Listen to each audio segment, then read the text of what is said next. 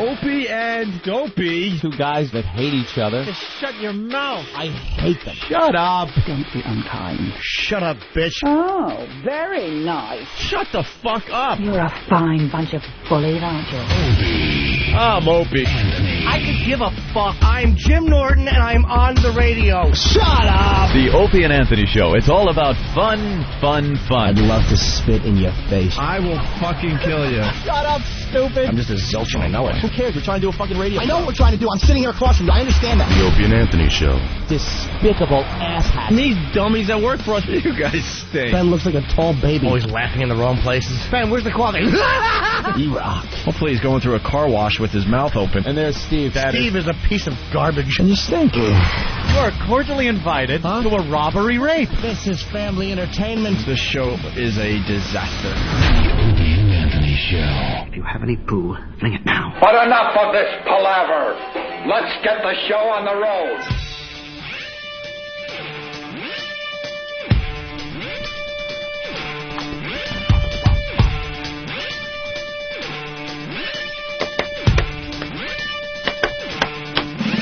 Good morning.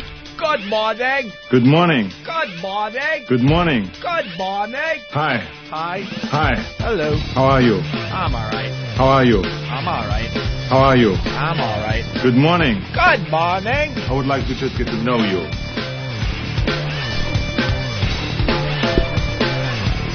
Let's go Yankees!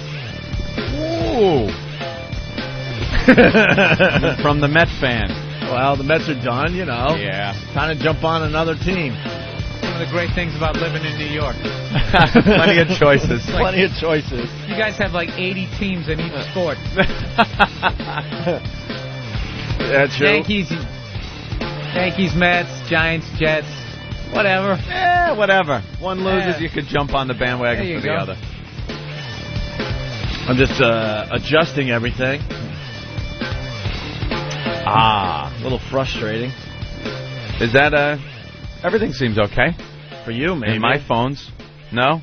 Well, there's all sorts of knobs to adjust the headphone volume. Hey, you knob. You got to do a little something over here, a little tweak over here. And then you Just gotta, a little tweak? Then you got to tweak over here. Is that all it needs? I think this is about right now. I was ready to go into this whole thing about baseball. Bill Burr's a Boston Red Sox fan. That's right. I'm a Mets fan, and Anthony's a Yankee fan. Yeah. And it's coming right down to the wire once again with the Yankees and the Red Sox. Mm-hmm. And I guess I have to root for the Yankees a little bit now. Do you? A little bit. How come you're a Met fan? I thought you guys hate the Yankees and actually root for the Yankees. Yeah, but I want to still be in it. What do you mean in it? How are you in it? I don't want to all of a sudden oh well, my baseball season's over. Then It you have is no over. interest. And If you're Yeah, a I Met got- fan, your season is over. I got to have a little interest in something after my team's out, right? So why not just pick the Red Sox then? I did What's last the year. difference? I did last year. I can't talk to guys like that. I like who's ever winning. That's who I like. No, to be honest with you, Ant knows I'm a diehard fan to the end. I don't. Yeah. I really do. I don't really jump around. I will jump around because my Jets are done. I'm not going to sit down every Sunday and make believe the Jets actually have a shot with Vinnie Testaverde now throwing the fucking Vinny, football. That nice. was so awful. It was actually hilarious. Dude, he sucked 3 years ago when we got rid of him. I don't think he's thrown a ball in, a year, and he's going to be their quarterback now? Yeah, I thought he sucked when he was 47. He's about 47.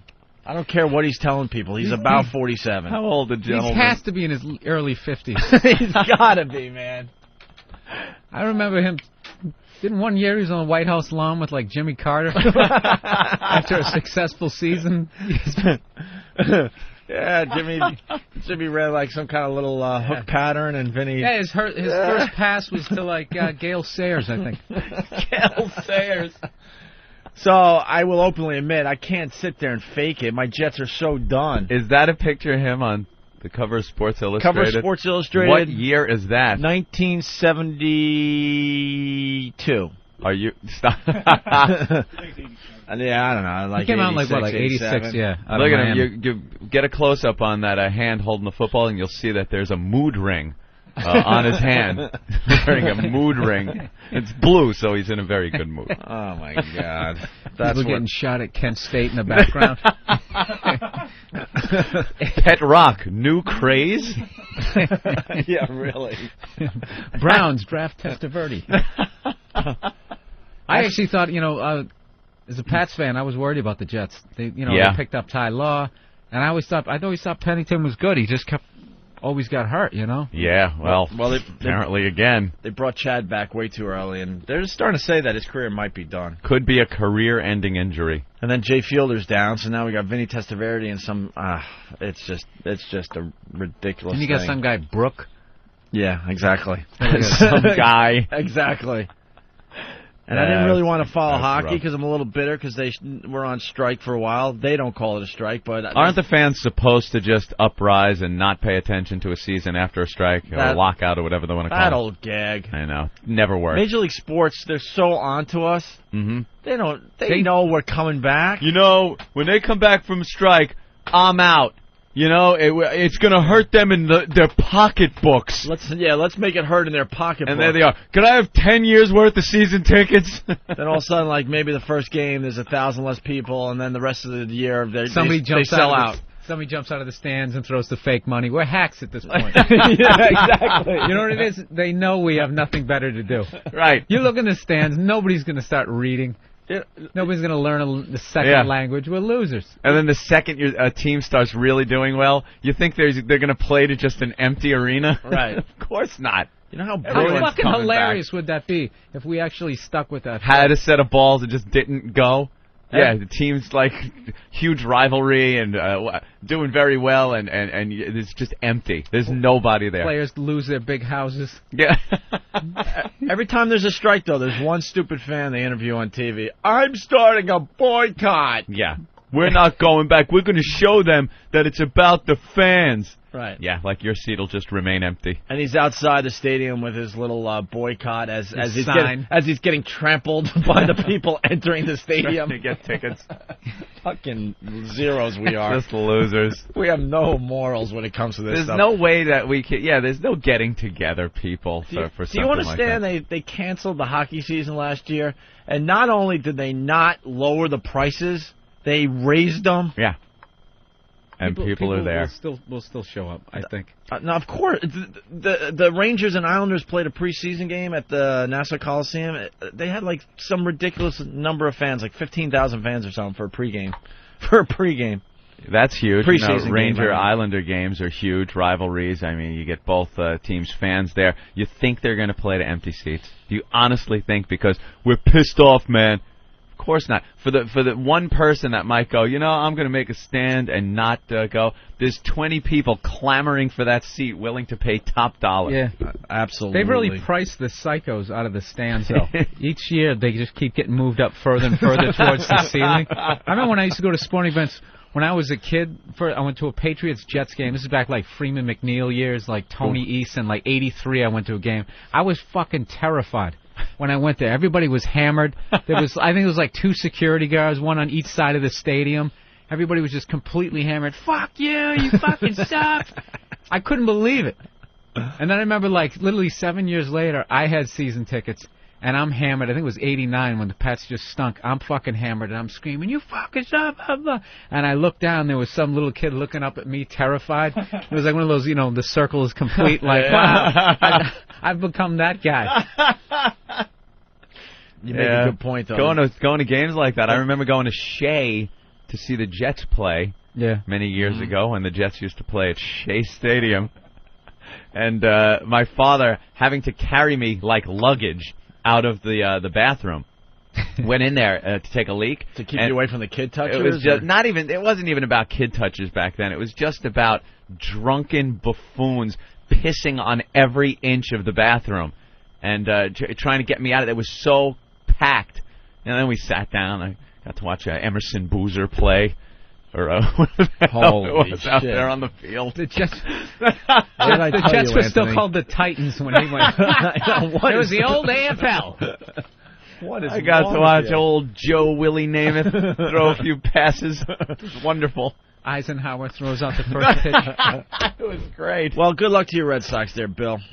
That's We'll how see this what started. I don't know what's going to happen. I don't think either team, their pitching is, Schilling, let's say tied his tendon to his ankle. I don't know. Yeah. I guess that's not a good thing to do in the long Just let it bleed. Leave it alone. That's it. He seemed to have done fine the way it was, limping. They fixed it. Now what? This just in off the Sports Wire. The Jets have just signed Richard Todd, so we're in good shape. Richard Todd. Trying to get us back into the stands. I'm very excited about that. You ought to get Broadway Joe back. What's he doing besides just getting intoxicated? I love you. I love you, man. You're just so beautiful. Give me a kiss.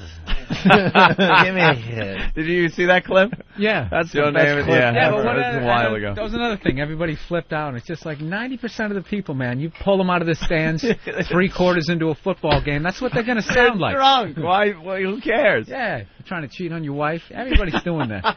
So, Bill, you know when the Red Sox don't win the World Series this year that they're going to start saying the curse is back. Oh, ESPN will totally do that. The No, Chris Berman will do that. We'll just be like, they'll just say like, oh, and is the curse back? They've just turned it into a cartoon. It's like, why don't you just admit we sucked for 85? It's such a cop-out. It's not us. It's not that we're drafting the wrong people. It's these goblins. Goblins. That's what I can't stand when I lived in Boston. It was always like a fucking leprechaun. There was always some sort of outside force rather than be like, why don't we all just get our shit together and try to win? It's because you guys didn't like the blacks back in the day. Oh, that's another myth. You didn't draft enough. Is that it? You didn't draft you know enough what it is? blacks because Boston's such a racist city. And As everyone opposed else to was, all the other open-minded teams, like Marge Schott, that dude from the Dodgers. Marge Schott openly hated the black man, but she still had him on the team. She realized She that just didn't they give him any were respect. good players. Right. And Boston just wouldn't have it? Is that it? Is that what you... Where did you I hear saw this, the Opie? whole... Plus, you know what I love? I saw the show on the curse, and they talk Yeah. about how, back in the day, the owner was racist and didn't like draft they a lot of they were black just throwing players. out all kinds of theories. Just anything You know, but we suck. and exactly. What I don't understand is, say, you take a team like the White Sox. I think they haven't won it since 1917. There's no chant. There's no curse. There's nobody. They just somehow slide under the wire every fucking. They're blowing it again, and nobody's saying anything. Where's the curse? Yeah, nothing. No. Plus, not only that, like you look at the Yankees. It's not like they were just beating us during that time. They were fucking beating everybody. Yeah. And if you have one team that wins like 25% of them, you got, you're averaging, even if you got your shit together, you're going to win one every like 20, 30 years. You know what I mean? So you better win it. Exactly. That's the thing. You lose a couple of them, and there is your curse, your... Yeah, with big... 30 teams in the league, say like, you got like a 1 in 30 chance of winning it, right. It's more like parity. Yeah, if you miss your chance twice, you're well into a curse. 60 You only have to fuck up twice. Like, look at the Giants. They had their shit over, and now it isn't. Now, I give it another 5 years. Curse. And then Chris Berman, ooh, the curse of the Bay. You know, if the Sox don't win this year, that they will say, well, the Bambino just seemed to have taken a year off. Yeah. That's all that happened. He was on life support and blah, blah, blah. But the Bambino is black. Who's taking credit for the fact that the Red Sox won the World Series, by the way? There's got to be some nutcase up there in Boston saying, well, I finally, did this thing. No, you know what it is? I lit candles and burned incense. And anytime they do a grave, and that's why they finally won. Anytime they do a story, whatever the angle is, there's always going to be a gene pool of like 20 douchebags that you can put on film. Nobody up there was fucking going like lighting candles. The only thing you find is one douchebag. And because he's a douchebag, he's going to go into, this is what I do, and he's like in his pajamas. And he just makes everybody look bad. Because everybody watches and goes, look at what fucking stupid Boston's doing. They're lighting candles. Oh, yeah, like whenever they show us up there, like anytime they show, like I hated after we won it. And then they keep showing docks like we're all like lobster fishermen eating chowder. And it's like, we're not. We're not. I fucking hate clam chowder. It's disgusting. Everyone dressed like the Gorton's fishermen. Oh, yeah. With the rain slicker on, ready to go out to sea. Oh, yeah, it looks like the beginning of a perfect storm. They're just blue-collar people up here. Come on. Honest day's work. Oh. Bobby, get on the fucking boat. Dude, all I wanted, just give me one. Because even say if the Yankees win this, it's like, what are you gonna do? Chant 2004 at me? I don't give a fuck. It gets rough now. You gotta wait over. Another 100 years. No, or but something. ESPN will figure out a way. Oh yeah. To somehow. Oh yeah, they'll take that angle. Yeah. The curse is back, whatever. God damn. Ben, that's good baseball talk, huh? That's good baseball talk. We haven't talked baseball in a while. And Scott Farrell will be on at 9. God bless him if he can talk baseball for 2 minutes. You have a baseball Rolling Stones hat on? Yeah, well, this is when they played at Fenway. They so it's the famous lips, lips from the Rolling Stones, and the tongue has baseball stitching on it. Stretched it's white. out baseball. Right. Yeah. But he couldn't get that at the Giant Stadium show that Opie went with me to. Oh, because that was a football stadium. Right. This is only sold at the baseball stadiums they put. I got this groovy pink XM hat. XM. Yeah, that thing is barely red, dude. It's barely red, right? It's I just barely realized red. That's why sports. This is what they gave out at the Rolling Stones. One show day for out in the everybody. sun, and that is the faggiest hat ever. So is it still red? It's barely. He looks like teetering on looks red. like a marathon runner in like 1978, like Bill Rogers. Back when white guys could actually win that fucking thing. Who was that other guy? Fix. Jim Fix. Jim Fix. Oh yeah. When they're dropping dead. Yeah. Dude, that Rolling Stone thing, that's why sports suck now. They've reached saturation point of people who give a fuck about sports, and now they're trying to have every other activity somehow jammed in there to basically get people who don't give a fuck. It's like, Britney Spears and Kiss going to kick off the NFL season. It's You're absolutely right. They already have the people that want to see the sports, but they're so greedy, they got to try to get the peripheral people involved. So, they have the rock concert before the show, before the event. It's all about just marketing the shit out of it. Yeah. Like when they had Dennis Miller doing Monday Night Football, I was just sitting there like, dude, I never really needed this to be funny. No. I was really just kind of enjoying the game. I enjoyed it how it was. You're right. Yeah. You could just sit and listen to linebacker, baby. Fucking shut the fuck up. It fucking was so irritating. Yeah, they try to pull everything in, like some fucking 14-year-old girl is going to watch Christina Aguilera and then be interested in the game. Like, oh, Christina's over, but, I've always wanted to watch football. Yeah. 14-year-old girl, I fit right in this demo. All the time, they're trying to pull in a few more people. You'll just time it out. She's on at halftime. You don't like football, you're not going to... No, you're not going to watch the game. God, this game's so boring, but titties are coming up.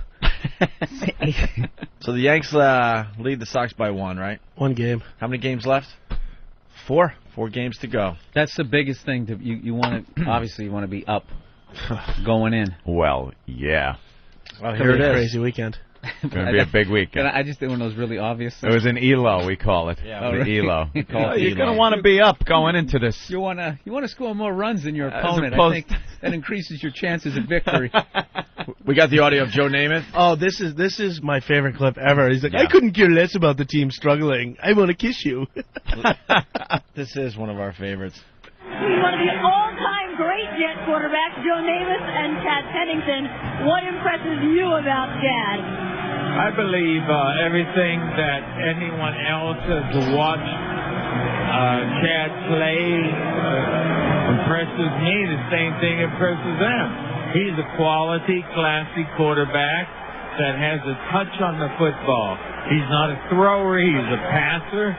His mind is ahead of what the defense is, and if the Jets can support him, they will win the championship. So it's been a tough season for Jet fans. What does it mean to you now when the team is struggling? I want to kiss you. I couldn't care less about the team struggling. What we know is we can improve. Chad Pennington, our quarterback, missed the first part of the season, and we struggled. We're looking to next season. We're looking to make a noise now, and I want to kiss you. Thanks, Joe. A huge compliment. Joe Namath, part of the 4-decade team. We'll see these guys at halftime. That was great. That was during the Patriots. I remember that. It was the Patriots-Jets game the day after Christmas a couple years ago. But who hasn't been there? I wanted to kiss you. Like woken up the next day and you're just thinking what you did. You're like, oh God, no, did I just fucking do that? I got to go to work. Hey, Susan. Sorry about last night. I want to kiss you. Who cares about the teams in the game? He keeps getting like more and more emaciated, and that nose keeps getting bigger and bigger. Yeah, he was like a rock star, man, in the late 60s, early 70s. Fucking rock star, that guy. But proving time is a bitch. Oh. It comes down to this. I want to kiss you out of nowhere. I think I did that like when I was 15 or something. I was all drunk and, you know, I was in this disco that my mother used to work at. This place called Chaz. Remember that place? I really don't. You talk about it from time to time. It's in the Walt Whitman Mall. She was a waitress there. And all the waitresses there that she worked with. Walt Whitman? Yeah, Walt Whitman Mall. Yeah, one of our great writers, poets, Would whatever you like the hell he to was. buy some right. swag?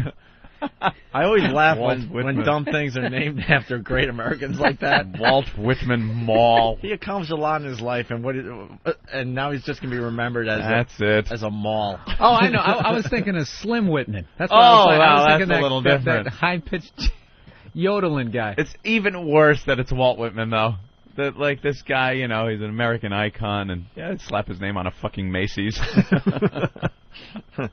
Yeah. So she was a waitress there, and the other waitresses she worked with were so hot, just unbelievable hot waitresses. Your mom was, and still is, very hot. I wasn't going to say my mom was hot. I know, but I got to step up for you, bro. She's a piece of ass, always, man. I got to tell you, man. Well, I miss seeing her at the family parties. Wonderful that you say that. It's getting too uncomfortable. Yeah. And we would go to this place to get free drinks because we could drink at 15 over there. Me, my brother, any of our friends. You know, Mom would just let us fucking drink. He had, I mean, Anthony had the coolest parents. The coolest parents. They weren't married. You know, they weren't together anymore. I know, but both of them would just let you do shit. Your dad was getting you hookers. Your mom's letting you drink. It wasn't a hooker. It was a friend of the family. It's a hooker, dude. It was a friend of the family. She had to pay. Who had self-esteem problems. Right. She was like 19. She's just a friend. How old were you when you lost your virginity again? 13. Yeah, see, I got to tell Bill. Bill, for my 13th birthday, I got a nice 10-speed bike. Anthony got a piece of ass. That's the difference between our fathers, okay? I love my 10-speed bike, but this guy got laid. I got a Ruger Super Single 6 pistol and a girl. And pussy. I got a gun and a girl. for his 13th birthday. 13th What did you get for your 13th birthday? I think I was still getting Legos. I think I got my first 10-speed bike, a really nice bike, at 13. Which is That's funny, because you're in your awkward stage there, like you're too old for toys. Yeah. And you would think you'd be too young for pussy, but evidently not. No, it could go either way, you know. At that. Well, the way it was How with me. long did you last? Oh, it was pretty quick. Yeah. Jesus Christ. You know something, though? Not as quick as you would think, because she had told me, actually, she was like supposed to just be hanging out with me at the house, because my father and his wife had gone out. I guess with a wink to her, had gone out, left her over. We were watching, like, I think Monty Python or something. What was the excuse they gave that she happened to be in the house with you? She used to hang out all the time. Yeah, but wouldn't she go out with them to the local bar? No, she was a little too young to be hanging out with them, because she was 19, but she was a little too old, obviously, to be hanging out with me and my friends. But she was just hanging out. Anthony's father pimped out one of his friends to his own son. So they went out. Amazing to me. They went out. We used to hang out, though, and watch TV. Buzz, Gay Richard used to come over and hang out, stuff like that. You know what's even funny about this shit is if you flipped, like if it was a 19-year-old guy hooking up a 13-year-old girl, is completely fucked up. Yeah, we talk about it all the time. This is like really This is cool. And, you know, it was like 1942, so the war was still going on, and we were all, you know, wondering how that was going to end anyway. Assholes. We just donated our toaster to the war effort. We had no tin foil. It's really stunk back then. I bought her a pair of nylons. She was happy to see them. It was one of those things. Everyone left, you know. She was there. We were watching. She asked me to go up and, you know, she goes, "Oh, go take a shower." And here's how inept I am. I didn't think that this was going to happen. It wasn't in my mind at all. So I figured I'd toss one out in the shower, you know, because I was jacking like a monkey back then. So, you know, I did it in the shower. So by the time I come out of the shower and hear from the bedroom, Are you coming in? I'm like, and then all of a sudden, whoosh, I got like the butterflies, like, oh, wow, this is going down. Holy shit. So I peek in the bedroom, and she was kind of sitting in the bed with the pillows propped up behind her, and the sheets were down by her waist, and she had huge tits, and they're just hanging out. And it was the first live action tits I've ever seen. Seen a lot in magazines and everything. This was the first live action tits, and I was looking like, holy shit. And the fact that I had just jacked it, nothing. Meant nothing. It was like, whammo! Back again. Wow, man, you just got thrown right into the fire, huh? Oh, it was right into... Never seen titties to just getting laid. Never like seen live titties. It was just... And it was like... It was the mid-70s, you know? So it was like... When the sheets came down, I just saw, you know, it was Albert Einstein eating a London broil. When he was in his 20s. Like. It was just the biggest bush. But I had gotten all of my reference from Playboys and Penthouse back then. Yeah. And the same thing. They were all big, hairy bushes back then. So, and That's it worked out amazing. well. And then, you know, we wound up doing it a few times over the course of the next few years, you know. Oh, I thought you meant over the course of the next 5 minutes. No, it was like if you know, years went by and she was still hanging out.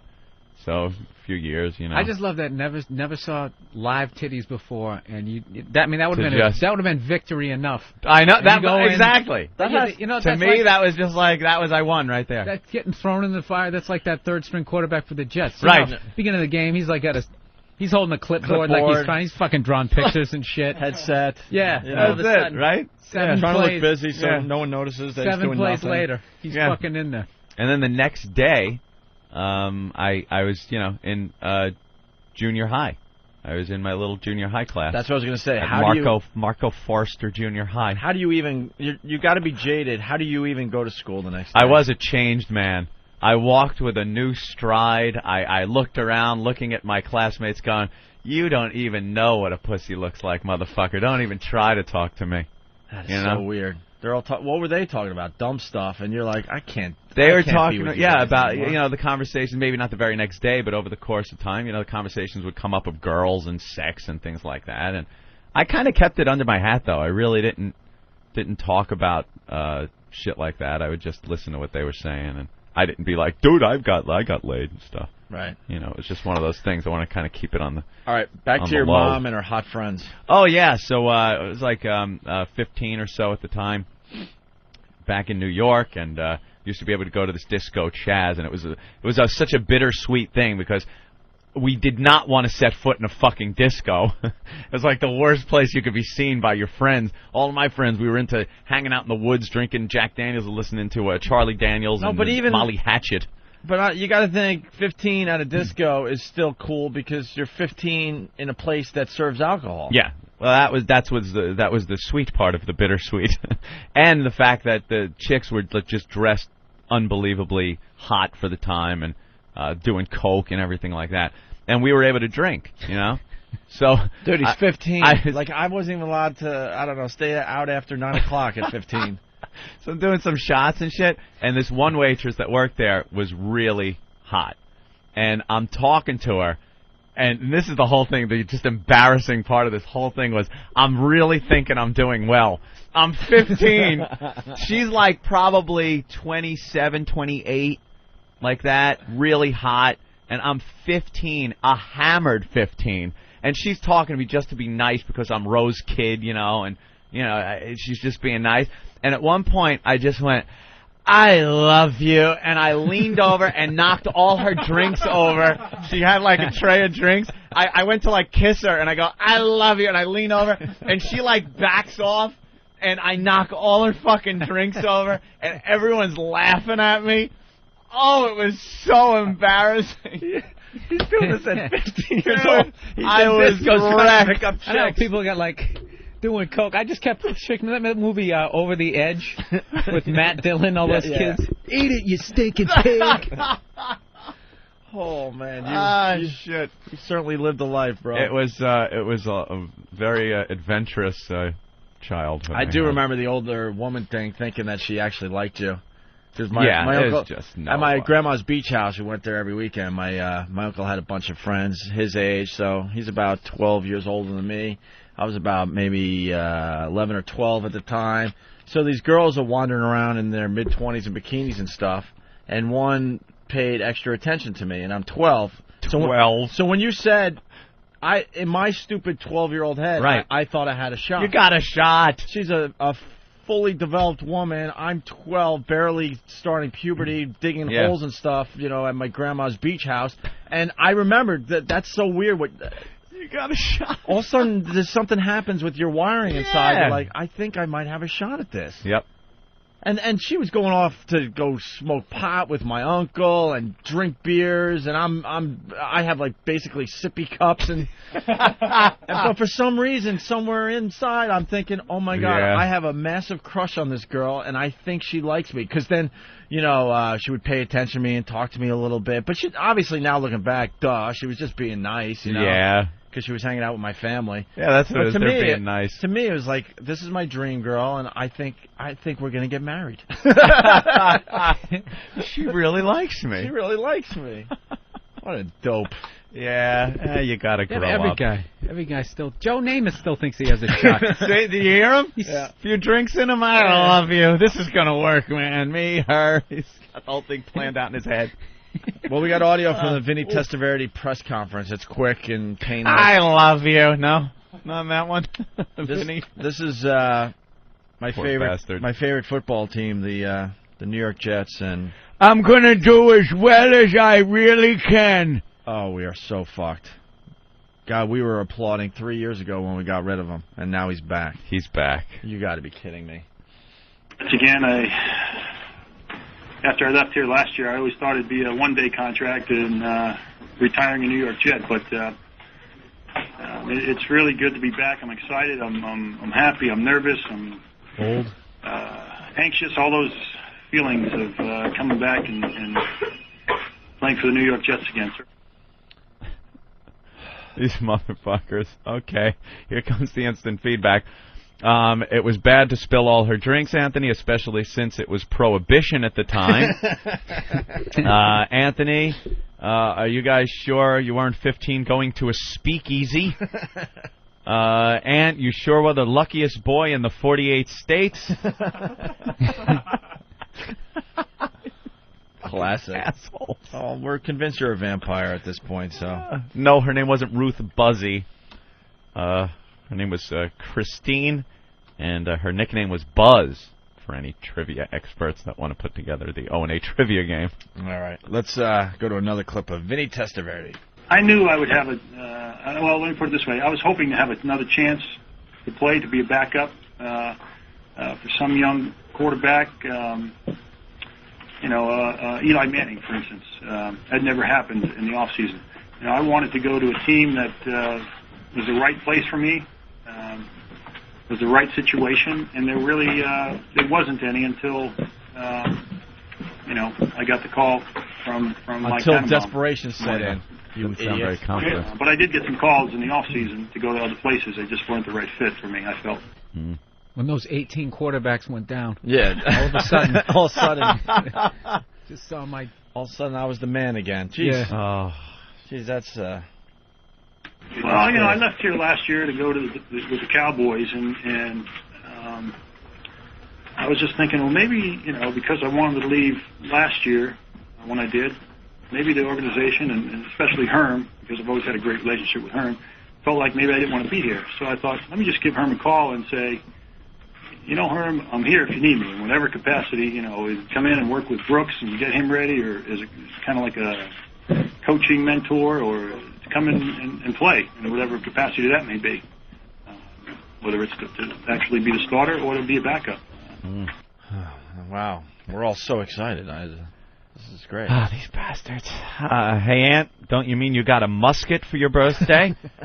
And after you banged her, did you two head down to the movie theater and check out the talkies for a nickel?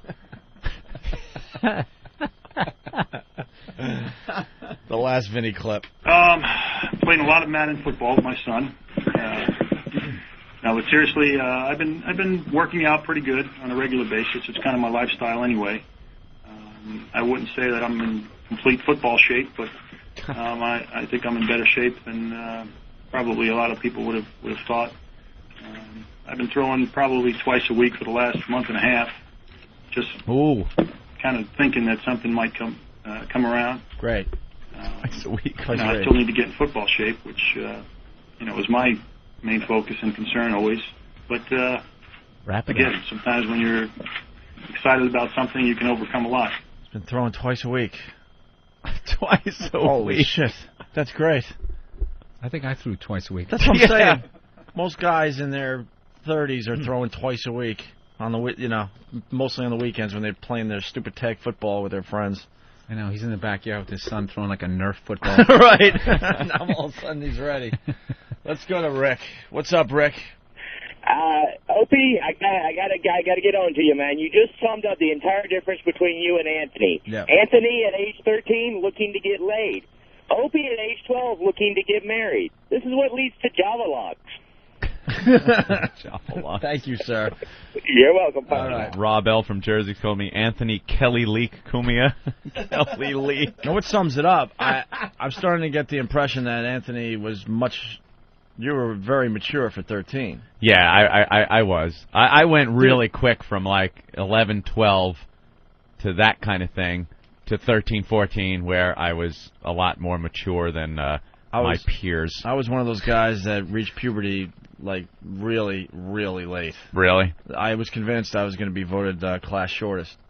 And now I'm about 6 foot tall. Class shortest? Yeah, and I would go home and had that? Yeah, was that a category? Cruel fucking thing to have. Oh yeah, they did before the PC police got a hold of everything. Dummy. It was class shortest, class the tallest, the shortest, the most talented, this blah ugliest. blah blah. Ugliest, yeah, sure. Most distracting mole. What the fuck? Well, just gonna like fuck with the students, give them complexes for life. We gotta break into this exciting conversation. Oh yeah, here we go. Because one of our friends is on the line. It's Stevo. Yeah. Steve-O. I'll play.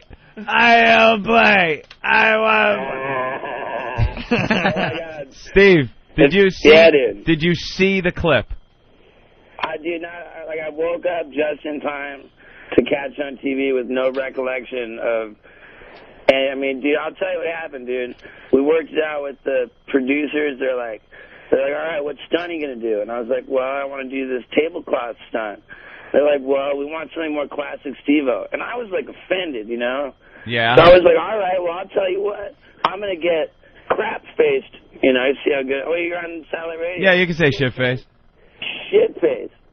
Fucking shit-faced all day long. And then I said, well, call my buddies from the sheriff's department. We'll have them breathalyze me on the show. Uh-huh. So, the sheriff's got cold feet. I showed up. They got fucking standard issue, like, retail breathalyzer. I blew a .24 2 hours before the taping and became furious I was like, come on, is that all I got? Jeez. And I didn't want to let him down. I don't remember anything. I do not. Like, I had a high maintenance hot babe in my bed. Yeah. You know, like, and she tells me that two men carried me into my path, and as I yelled that I was going to kill both of them. Yeah, you were kind of violent. I know, dude, but how many talk shows am I going to talk about Billy Bob tattoo on? Right. And you're going to insult me with what's an off-road tattoo?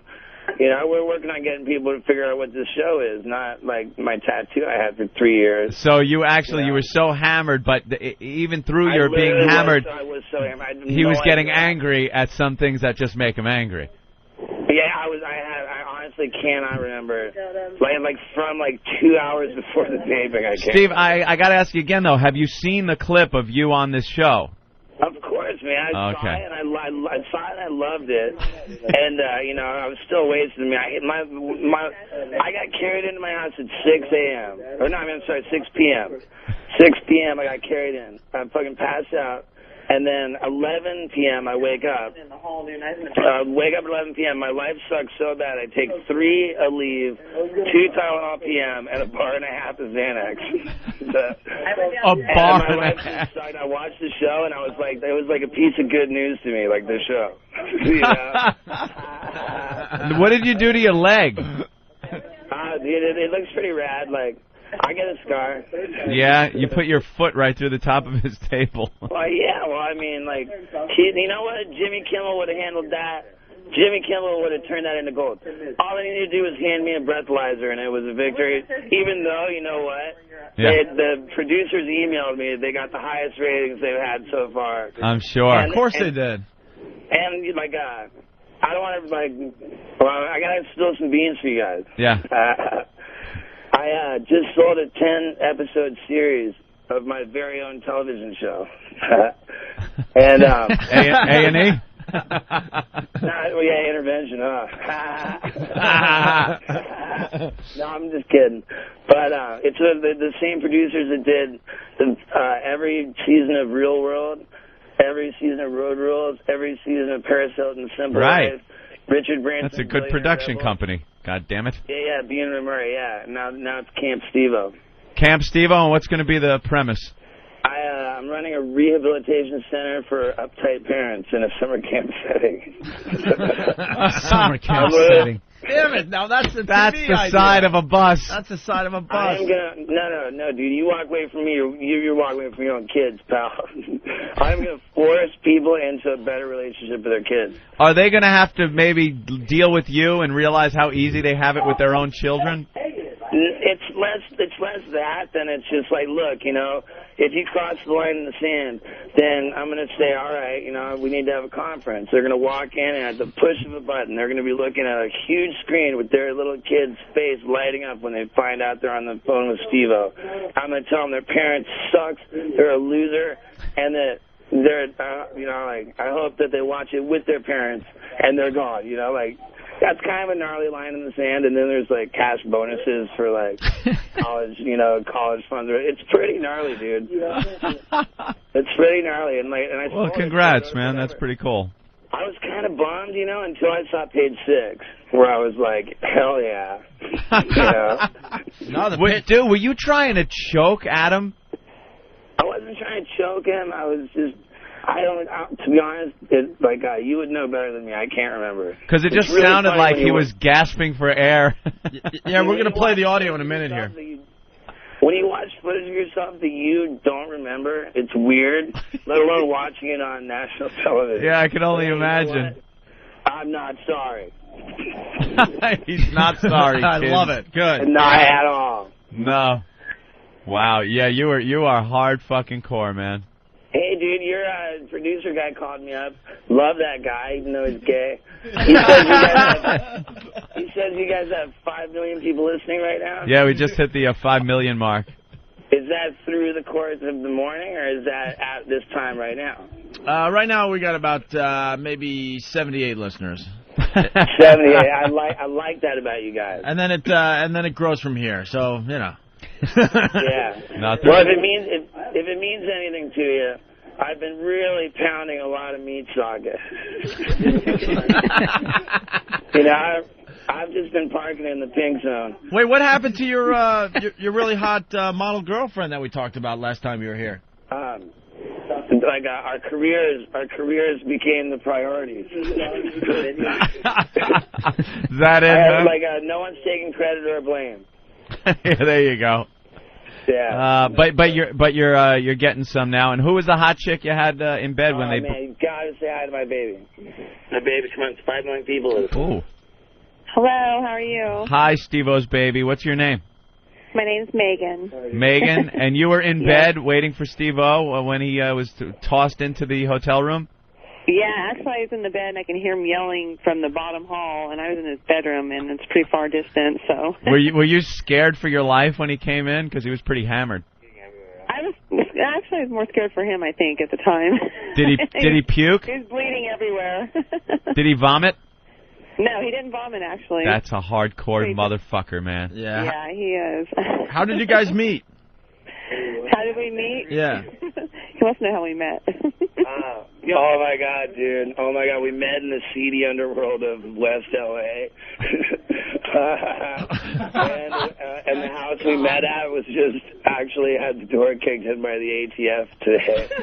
And I was a hair away from being there. Like, I can't even believe they didn't even barge in there for drugs. It was counterfeit money that it was all about. I'm not saying anything more. Steve was just involved in all kinds of shit, man. You know that I'm like a gnarly, like it's just pretty gnarly, dude. Like, I've been hanging out with a lot of people who have guns, and at the end of the day, I would rather like just be shot like John Lennon than suck like take your pick. You know? I actually wrote an article of why I want to be shot dead by a rapper. And I was terrified to send it anywhere. Give me an email address. You can read it out on the radio right now. Oh, really? It's the gnarliest. Like send it to Ben? Honest to God, it's so gnarly. Steve? And I want you guys to have it because I like you guys. Definitely want to read it, man. Send it to... Hold on, I'm going to put you on hold because all the listeners will start emailing us and mess us up. Oh, my God, dude, I'll stay on the horn, man. I love you guys that much. Just put me on hold and go back to your boring crap. I love that time when you called the guy's mom and said he was in jail. Oh, right on, bro. Hi, Mom, I'm in jail. Do that real quick while I fire this over. I want to be on the radio when you read it. I'm that gnarly. Holy shit. Did you, hey, Steve, did you have sex when you came back with that hot chick when you were all drunk? Hey, baby, do we have sex when I came back? Doubters, man. Do you guys want to have sex now live on the show? No, dude, I'd much prefer to go to a church. Yeah, that doesn't work. That don't work out too well for us. All right, this right. I'm going to throw you on. Hey, baby, put me on with the other guy, man. I'll stay on the line, dude. You got to get my article, dude. Go back to your own regular shit. All right, I'm going to play hi. I'm going to play Hi, Mom, I'm in jail for you. I'm going to throw you on hold. Hi, Mom, I'm in jail, and fucking put me on with your little gay dude. Ben. Ben loves it, though, man. And, dude, you're not going to believe it, dude. Like, I'm literally trying to get murdered. All right. We'll read the Stevo article on the air about how he wants to be murdered by a rap star. No, dude, or Christians that like to just he wants to be shot. All right, hold on. We're going to give you an email address. It's Stevo. We'll come back to you in a minute here. There he goes. There's Stevo on hold. Wow. Well, there it is. He was hammered. Part of the show. That's something I didn't read. That it was part of the show was for him to get hammered and take a breathalyzer. Right. And then he got. Oh, that's right. Yeah, because they try to make it seem like he just showed up. Like he just showed up drunk like that, but that was and part of it. This guy who humps yaks is just completely unprofessional. We should play the audio of Stevo on Adam Corolla. Yeah, gotta play that. Adam Corolla, man, he's a really talented dude. I gotta tell you. Exactly. What? Yeah, welcome back to Too Late on Adam. I like that, bitch. Yeah. Bitch. Tonight, our studio guest is Malcolm McClure, the great author. No, Stevo. Stevo in studio tonight. Bitch. Yeah, that was Stevo almost get his ass pinned. All right, Steve has had a couple of glasses of Chardonnay. I will tell you, bitch. All right. Steve, focus, baby. Hey, Steve, here's the thing. All right. We thought it'd be fun if you had a few drinks and then came out here and did a stunt. But I would love that. All right, we're going to do that. We're going to reel it in just a little bit. Going to get our focus. We're going to get our focus now. Going to focus on a couple questions, take a few phone calls, then you do the stunt. If I did not love Adam Corolla, then I would not love my business being here. Right. And I'm just saying, tonight, Steve, it's important that you love Adam Corolla. Just don't love him. Don't love on him. I love Adam Corolla so hard. Over here, buddy. That I will literally love Adam Corolla into the ground. Yeah. Let me. What about, I want to see a couple of your tattoos before we take some phone calls. Ask me for a tattoo, brother, man. I know you got one of Angelina Jolie or Billy Bob Thornton or something like that. You got that's your Billy Bob one. What is, what is this one down here that looks like it's a phone ball? Dude, I'm about to strangle you out out of your own consciousness. I thought you loved me. I will kill you. Oh, a second ago you loved me. I love you. All right, no humping. Easy, boy. We got to finish the segment. All right. Hold on. Stevo. Hold on. Stevo, I'm all right.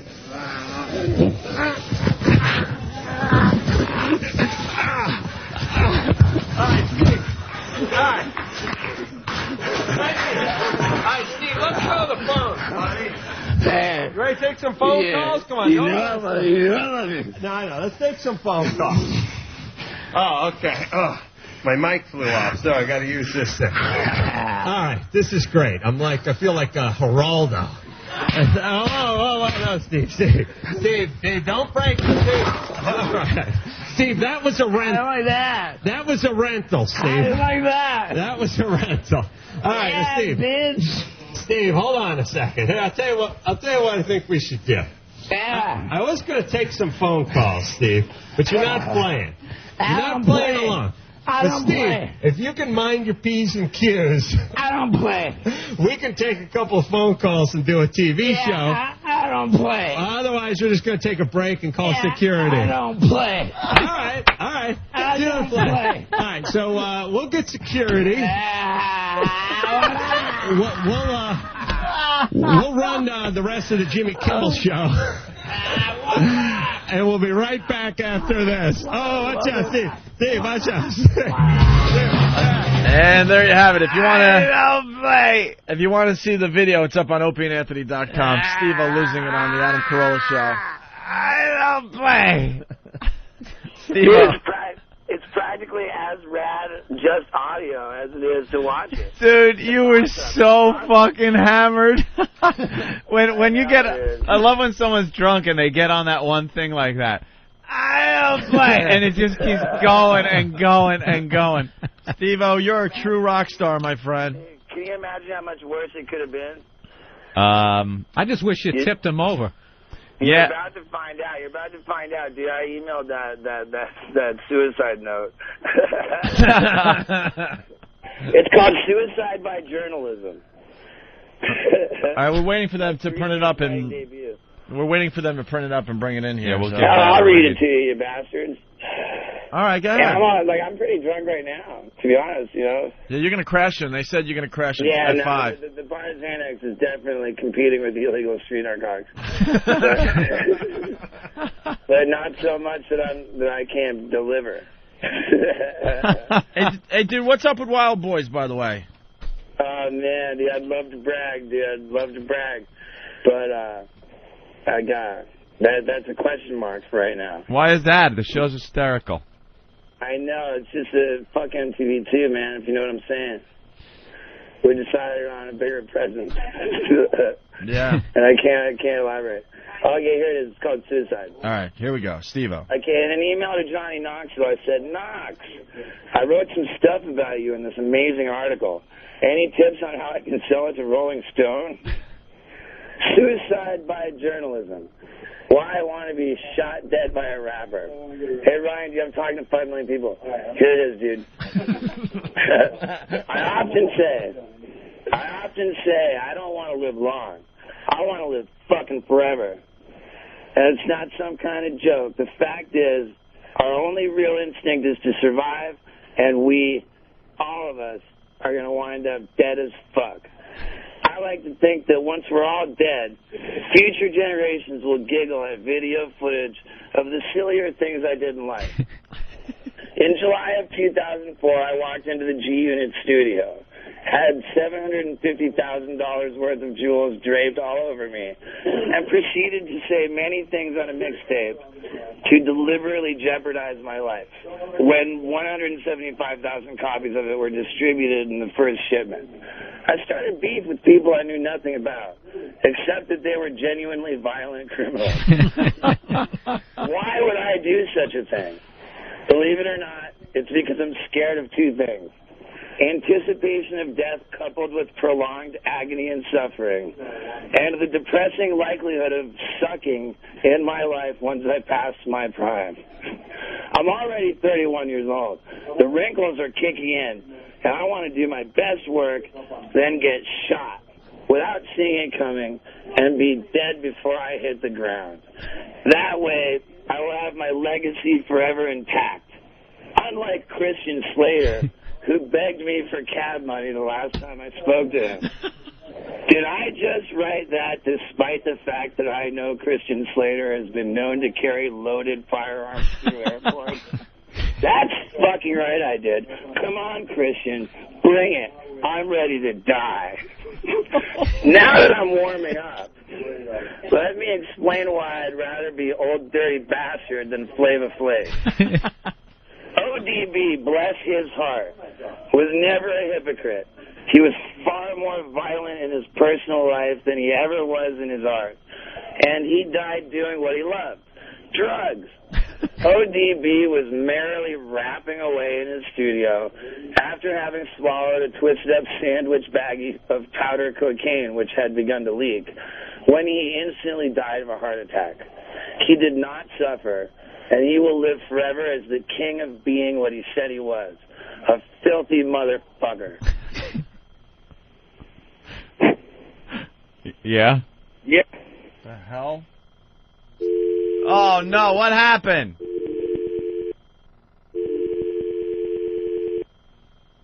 God damn it. Oh, my God, are you right in the kidding middle me? of his very cool story. What happened on the phone? I have no idea. Just kind of crapped out. They'll get him back. Holy crap! This is like gold. This is radio gold. This is his fucking suicide note right here. This is his his suicide note. note. Holy crap! He knows the number, right, Ben? No, they're calling him back.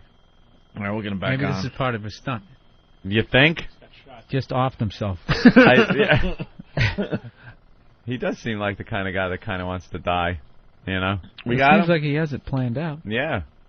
Where was I, dude? Where was Steve, I? oh, sorry about that. You were at Filthy Motherfucker. Filthy Motherfucker.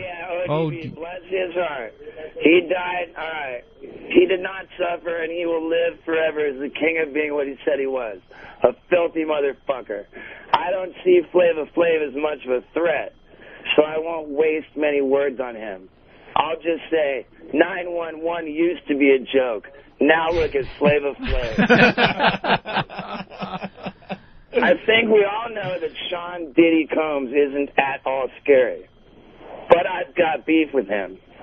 He disrespected me in a bar after I put major effort into performing a stunt for him and his friends. With that in mind, I would like to know how the world forgave him for calling a witness to testify against his friend, the rapper Shine, to put him away for 10 years, just to avoid having any form of pesky probation. Puff, that was a bitch-ass move. So if you've still got any actually scary people around you, send them my way. While I'm on the topic of scary people in the hip-hop community, let me add that my affiliations with the G-Unit are real. And anybody who's got any problems with the G-Unit need to take them up with me. Holy crap. Now, people often ask me if I have beef with Johnny Knoxville. And the answer is, and most likely always will be, no. Johnny could have been part of the plan to make sure that none of his jackass sidekicks got paid shit for our Jackass movie. But he refused to set foot in front of a camera before his boys were taken care of. Johnny also recently purchased a his and hers set of firearms for him and his wife. He told me that he bought her a, quote, nice and light Smith & Wesson hammerless .38 to shoot him. And I'm telling him to use his, quote, sweet Winchester 12 gauge on me for sharing that information. I'm really getting hot now. So let me move on to Christianity. I would never burn down a church, because that would be to ruin a building that could potentially be used for productive activity one day. I will say that the Holy Shroud of Turin displays an image of Leonardo da Vinci, not Jesus. And for Christians to feel that Jesus died for us to put all our sins on his tab is revolting to me. When I do wrong, I like to hold myself accountable, not Jesus. And if any of you Christian assholes don't like that, then please fucking shoot me. While I've been writing this, I've felt as though a great weight has been lifted from my shoulders. I feel great. I'm going to go out and do something really silly. For all the people who don't like the silly things I do, remember, you'll be just as dead as me when your great-grandchildren are loving that fucking shit. Stevo, and P.S. Yeah. Who's going to feel really tough for picking on an idiot like me? Wow, It's like Dave Chappelle said, man, I'm an idiot. I've got diplomatic immunity. but I would rather fucking go down with a bullet to the dome that I didn't see coming than suffer in a terminal ward, for like a long time, right? Right. You're, if anybody doesn't like me, you know what? Fucking shoot me. Yeah. That's the most sense you've ever made, Stevo. So rad, dude. I mean, I'm already going to get a vasectomy just for laughs. Yeah. I was thinking about getting a vasectomy just for the purposes of reversing it. Yeah. But then I realized that would be a crime against humanity. Fuck that, dude. I wouldn't take care of a hamster. Hell. If you want... dude, you should add the Gaudis to that list. Nah, dude. Like, what are they gonna do? Like, attack me with hair gel?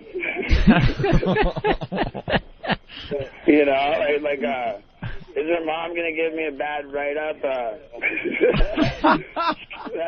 Jesus Christ.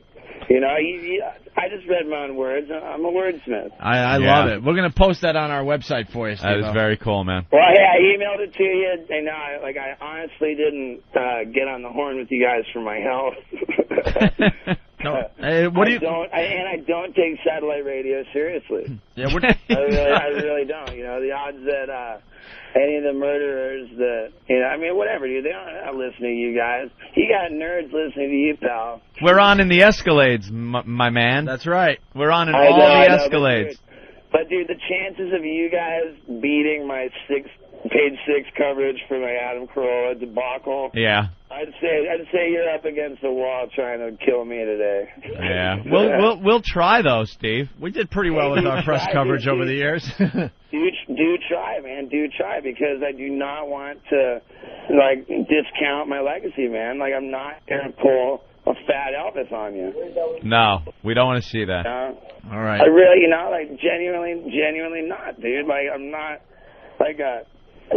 We'll all be dancing to Michael Jackson's crap. But, when people are enjoying my art, I'd like them to not have a conscience about it. Did this happen when you hit your 30s, Steve? You started really thinking about this? I don't know, dude. The bar's just been getting ridiculously high, dude. I'm going to level with you. I am on a downward spiral that I am going to televise. I'm the only one that's not apologizing. Yeah. Yeah, I'll show you the price of fame, pal. It's laying between my bed sheets. Yeah, dude. I don't even call it a bed, dude. It's the blue light special. Wow. Are you going to try to crash now or what? I'm going to try and crash through a fucking serious vulva. He's going to have some sex and then maybe go to sleep. All right, will you tell them that you demand I have sex with them? Tell them that you demand sex. I demand sex from him right now. Wow. Yeah. Good luck with that. Well, you guys should have sex on the show, I'm thinking. You've done it all. That's what I'm thinking. Yes. You have to ask him. I'd say yeah. So. Would you have sex on our show right now? Yeah, whatever. She's not on the rag that bad. Wow. She had to really talk me into the last one. It's like we had to put her towel down. That's where your line is? Dude, that's where your fucking line is? Dude, I'd be nailing this chick, literally every hour on the hour. It's just that pulling the ripcord's kind of sketchy with me. The motherfucker, after everything you've done, you're a little touchy on a girl on her period? Well, I like that. I don't know how to fuck. I only know how to make love, This could be your greatest stunt. Go down on her. Yeah, there you go. Hey, Steve, I want you want to fire up the lights and do the old Red Wing thing? This girl's retarded, man. She takes 4 hours to prepare to set foot outside the house. Yeah. Hey, dude, how much time did you guys expect to fucking sit on me? And how much do I love you for giving me all this airtime? Let me mention I have my own line of shoes. Stevo, we're just stalling, hoping that you're going to have sex live on our show today. You're gold. And, dude, if you think I've been out of line on your radio show, how about hopping onto my website, stevovideo.com? Stevovideo.com. Like, as a communal, membership community, I have more people worrying about me on the internet than ever before. They worry about him. Let me dying every week. Yeah, well, I'm sure it's coming one of these weeks. I know. I'm really gonna try and get a will before I actually die. Yeah, you should. But dude, I'm gonna go down hard, dude. And we'll all be watching, Steve. And who knows, dude? For all my goofiness, dude, no one's gonna pick on me, man. I'm gonna be fucking 90 years old, and I don't know, dude. Let's just do this for another couple decades. All right, Steve-O. Hey, dude, your listeners aren't bummed on me, are they? Not at all, man. They love you. If they are, I would like them to shoot me. Hey, man, it's been a pleasure. Get back to your show. Please, more Mom. Mom, your son's in jail. I love that shit. All right, we'll play that going into commercial. Take it easy, you got Steve. my number. Check in from time to time. I'll never get any smarter. All right, thank you, Steve-O. Later, And man. thank you to, not even you assholes. Fuck you guys. Thank you to your listeners, you idiots. There he goes, Steve-O. Genuinely, man, a lot of love, dude. Thank you for everything. All right, peace. Thanks, Steve. He is a true rock star. Oh, my God. That is a rock star right there. You can't dispute that on any level. That is a rock star right always there. fucked up, and it's just he's one step away from just being dead. It'll be in the papers like, oh, Steve-O found dead somehow. I don't know how. I'm thinking drugs, but who knows now? Maybe one of these motherfuckers I know, all those guys, will shoot him. those phony tough guys you see on, in music and that shit, Yeah. I'm not afraid to die. This dude, seriously. He seriously would rather go out like that in the blaze of glory. You pull a gun on him, he's like, Come on, motherfucker. You're not going to even get pussy. Pull the trigger, fucker.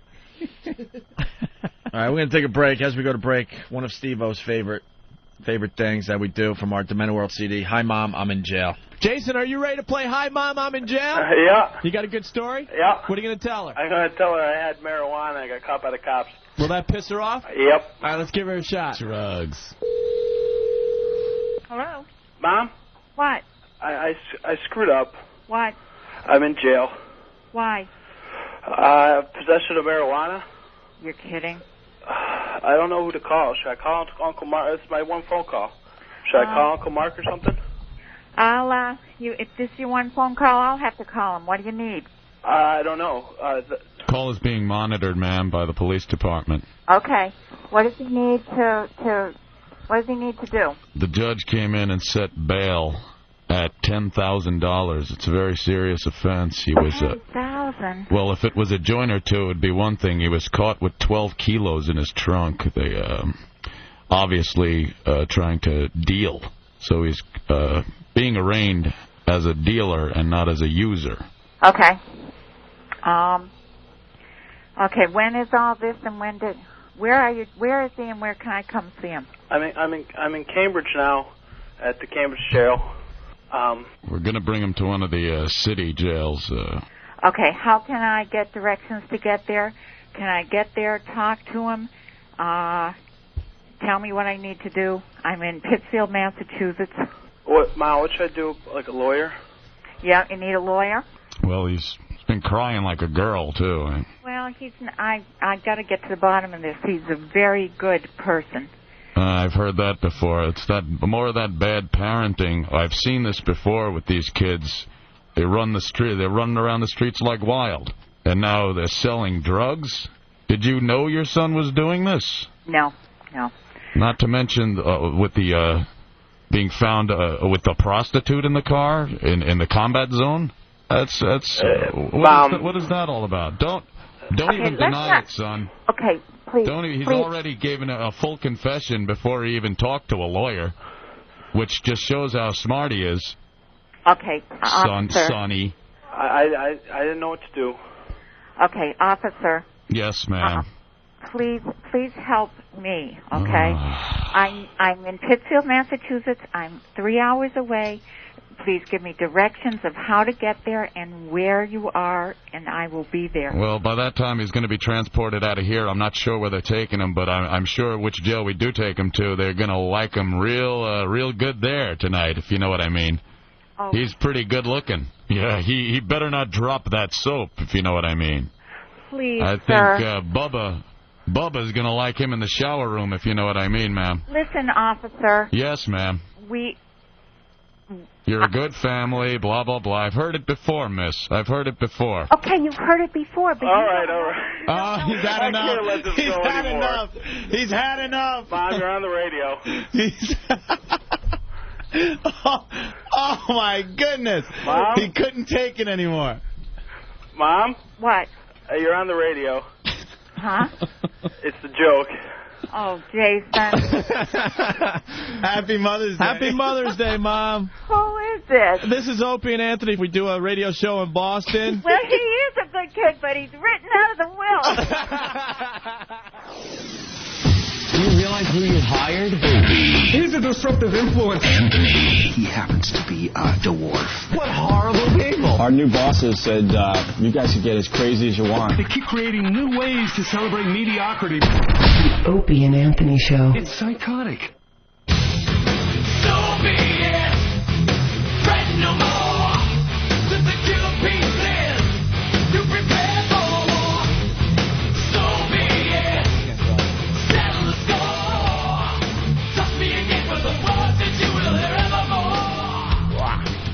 You're checking out the Opie and Anthony program. Bill Burr sitting in today once again. He's been doing a great job for us. Absolutely. Jim Norton in Hollywood, filming his HBO series. He'll be back for a quick visit. I think maybe a week from. Wow, I don't even know. When does Jim's show come out? Don't even know. We're gonna have to get all those updates from Jimmy soon. Jimmy's gonna be back maybe in like 2 weeks actually, for a couple days, and then he's gone for another 3 weeks. So, Bill, you're stuck with us, man. Wow. And Bill's going to be in Sacramento starting a week from today, I believe, right? Yeah, the Punchline out there, Wednesday through Sunday of next week. And we had a pretty big audience in Sacramento when we were on regular radio, so. Yeah, I got a lot of stuff on MySpace. People sending comments and that type of shit. Nice. Nice. Real nice. Very, very good. Look at these professional news people and radio people. They just showed some, like, old radio news people like Edward R. Murrow. And we're sitting here doing this show. It's quite the contrast. It's got to keep evolving, man. Well, it certainly has. Man. Got to keep evolving. I just became an even bigger Stevo fan. Yeah. After I agree with a lot of the shit that he was saying. A lot of his writings? Yeah. The writings of Stevo? Yeah. Didn't fuck up one word. He really did a very good job of reading that, didn't he? Considering that he's on drugs all the time. It wasn't monotone. I thought he has... No. He threw the inflections where needed. But you sober him up and then give him the same thing? Forget it. Or get him drunk to the point he was on Adam Corolla. Yeah, that's true. I don't play. I don't play. I don't play. I don't play. He's like old school, that guy. He's like the real deal. You know, you go to these rock shows now, and these guys are pretending to be rock stars. I know Stevo doesn't play an instrument or sing, but he's a rock star. This is how these guys used to be. Yeah. You know, now you go backstage, and these guys are eating their tofu as they're all tatted up and got piercings. And look at you sitting there with your granola and fruit bowl. I never claimed to be a rock star. It's just funny when you're talking about it. Look over and see that. It's steel-cut oatmeal. No, I never claimed to be a rock star, but I'm just saying how it has changed, because we have been doing radio a long time. We've been going to a lot of concerts, and back in the day, you know, call it 15 years ago, you still had guys that were the real deal. And now you go back there, and I don't even want to be there anymore. Dude, we went to Ozfest like 2 years ago, and all these bands that supposedly are devil worshippers and tough, and it's all about Satan, they're eating vegetarian meals and drinking Poland Springs water, and they're all tatted up, and they're just like, I don't know. When was the last time anybody drowned in a pool of their own vomit? I miss that. Where is that? Every 18 months, somebody did it. Someone choked on their own vomit. Actually, the dude from Drowning Pool. who we interviewed, very close to his death. Oh, they figured out that he died from drugs? Well, I don't know. He was throwing up and stuff. Yeah. Yeah, he had one of those old school choked on vomit rock deaths. And he was a really, really good guy. It wasn't his own vomit. You can't dust for vomit. Anyway. Spinal Tap. Do you guys want an update on the pitch thing?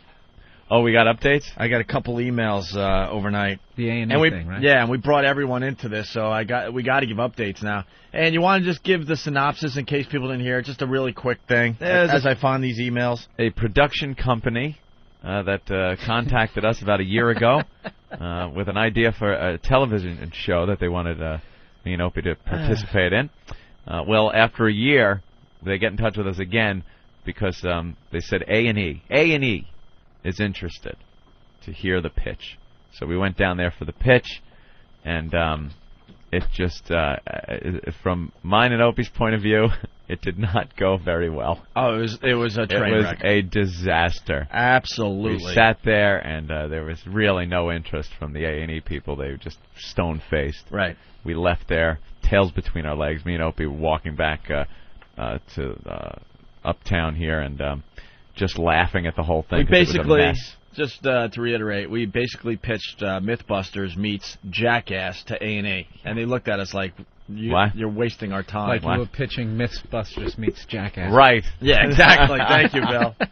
And then when we were walking home laughing for 30 blocks, and I were like, yeah, we were pitching Mythbusters with lawsuits. With lawsuits. And Jackass, you just don't say that in any TV pitch meeting. No, they don't want to hear it. There's all sorts of problems associated with that show now because of lawsuits and kids you will not themselves. see a Jackass-type show on television. Anytime soon. No. So for us to mention Jackass in this meeting was like, away with you guys. Right. But the production company was convinced that the meeting went well, which Ant and I were just amazed at when we were taking the elevator back down to the street. Yeah. Where the limo that they got us was now gone because they only ordered the limo one way. And this was them trying to make the an impression on us. K card that they brought you over. Yeah. So the basic setup, and a lot of you guys probably heard the whole bit yesterday or the discussion. And like I said, complete disaster. I told our agent, Anyway, I got a communique from Agent's communique. Super Agent Bob Eatman. He writes, well, just shows you how networks think. Imagine if the meeting had gone well. You just never know. Ross, who's Bob's brother, said you guys really did a good job in the meeting. And we did, representing ourselves. We made them laugh and stuff. But as far as fitting into this show, obviously that's where the disaster starts. So the super agent wrote that as a little thing to the email he forwarded to Anthony and I this morning. This is the email that he got from the production company. From the production company. Just got a call from the A&E execs. They really want this. We'll talk more tomorrow, but they get it and need to know what XM wants out of the deal and are prepared to play. They will want to go to arable pilot. We are working. What's an arable pilot, Bill? You've been around a long time. They want to make an arable pilot? Arable pilot. A pilot is basically you do a show and you hand it in, and then they go, well, all right, I guess we could throw this on TV, right?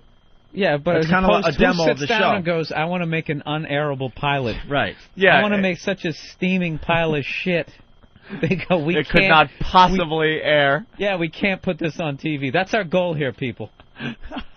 Of course, an arable putting arable in there it's a filler word. Yeah. But listen to the just the BS that comes through on this email. Yeah. It's just amazing to me. Just got a call from the A&E execs. They really want this. He didn't get a call from the A&E. Okay, that's what you're going to do, Ed? Yeah. He didn't get a call from the A&E execs. They couldn't wait for us to leave the conference room. They really want this. We'll talk more tomorrow. We will? I'm sure he's going to want to. Be more bullshit. We won't be talking with this guy. Oh, he was talking to Bob, though. Oh, okay. We'll talk more tomorrow, but they get it. and need to know what XM wants out of the deal and are prepared to play. They will want to go to arable pilot. We are working on slightly altering the show. Slightly. Remember the discussion yesterday? This thing was a disaster. There was nothing usable. I said it needed a machete to the jugular, if you remember. Slightly altering. We are working on slightly altering the show to make it less jackass. He's still obsessed with Less jackass. jackass. How about none jackass? Yeah, did you get it, you ass? No We need jackass. None more jackass. None more jackass. You want to make it less suable. Small claims court. Yeah. Misdemeanor. Once we can tweak, we'll get it to the net for final approval. And I'm taking a bid from Anthony and Jim. This is huge! Because there's a lot of exclamation points. Get the boys excited! Just like 10 exclamation points after these. Again, we'll talk tomorrow! So, Liar, whore, you know it. So I got this yesterday, and I wrote Bob back immediately, and I said, Bob, they are completely delusional at this point, and I'm getting a little scared that we're even involved with people like this. And I just left a message. He calls back because he's out there in L.A., so he listens to the replay of the show, and he was like, "Hi, Opie." He's a dullard to begin with, but he's like, "Dullard." "Hi, Opie. I just heard the recap on the meeting, and I guess I get it now." Thank God for this show that we didn't have to call Bob and say that, because we would have had to done yesterday's first hour on the phone with Bob. But now we just throw it all on the radio. But now business that's so much easier to get it out. Our business is now on the radio. We hold meetings on the radio. That'll be like your new relationship. Yeah. Hey, I'll listen to the show tomorrow and I'll hear what you guys have You'll to hear think our about side of the whole thing, right? And Robert's completely competent, but he just misread this one, in my opinion. Because this guy's such a good BSer. And then he talked to his brother, and he's got the full story now, and he's like, all right, I'm gonna he's gonna personally talk to A&E to see what is bullshit and what's not. That's what he needs to do. Which he's gonna do today. But the reality is, we're going to be completely right, Anthony and I. There is a slight possibility they liked us as personalities, and the chemistry we have, maybe, and the success we've had on the radio might make them think, is there anything here that we could build? Anything arable? Yeah, right. Arable. But as far as us hosting this particular show, I think we're going to come out the winners in this one and be completely right. So that wasn't good enough. That was yesterday's email. This morning at like 5:50 in the morning, the guy from the production company writes me an email personally. Oh, you got it too, Anthony. Me, Anthony, and, of course, our agent. Guys, this email just makes me laugh on so many levels. And when did this come in, this morning? Yeah, 5:50 or whatever. We received an unsolicited phone call. What does that mean? Unsolicited. Like, you hear all these words he uses? That Arable means, pilot, that unsolicited. Means out of nowhere, his phone rang. He wasn't even approaching people. He wasn't on TV going, call the number, 1-800. Call me now. An unsolicited phone call. I never got the unsolicited phone call. I didn't even ask for it. I'm sitting there, my phone rang, and I went, who the fuck could this be? Because I'm not even expecting a call. The only way that makes sense is if you look at the phone and go, ring right now. Whoa. Oh, hey. There's a solicited phone There's call. a solicited phone call. Right? I'm expecting your call. No, unsolicited phone call. All right, guys, we received an unsolicited phone call from blank last night from A&E. What you need to know is that the three people in the meeting with us are the three people who make the programming decisions at A&E.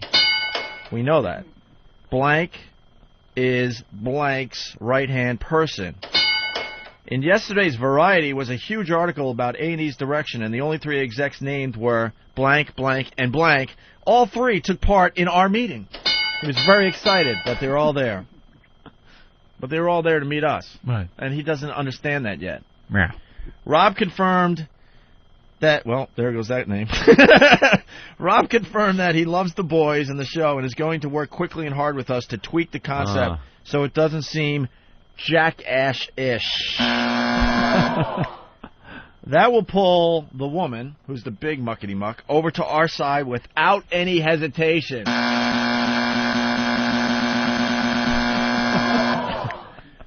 She ain't coming for nothing. This is the woman that was so bothered.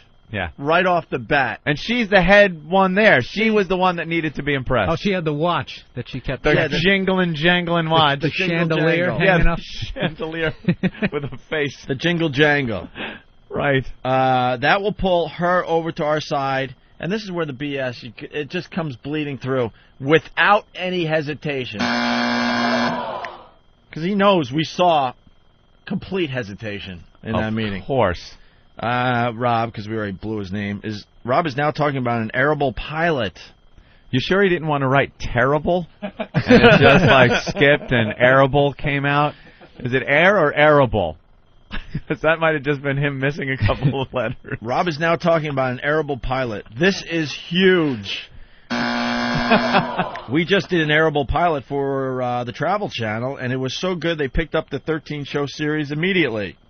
We don't know. Who knows on that? I'm taking a jump right here. I'm going to take a leap of faith. It is a TV production house. They had to produce something. We just don't know what. We can't find any credits for this company. We know that we will blow A&E's heads off when we go to arable pilot production. See, that's just like promising the world. Like right, again, we're going to sell more DVDs than Chappelle. Like, that's embarrassing. There's nothing to back that. That's just like... Yeah. You know? You got to back this stuff up with, like, cold, hard facts. How do you know that we're going to blow their heads off, right? Uh-huh. So, clearly they have been discussing this behind the scenes after our meeting. I agree with that. I believe they're discussing us and them and the pitch and everything. And how it's going to go down as one of the top 5 worst pitches of all time. Oh, we'll be the talk of the Christmas party this year. I absolutely believe it. As a matter of fact, Opie, there was a tape recorder running. All right. When we left. Right. Yeah.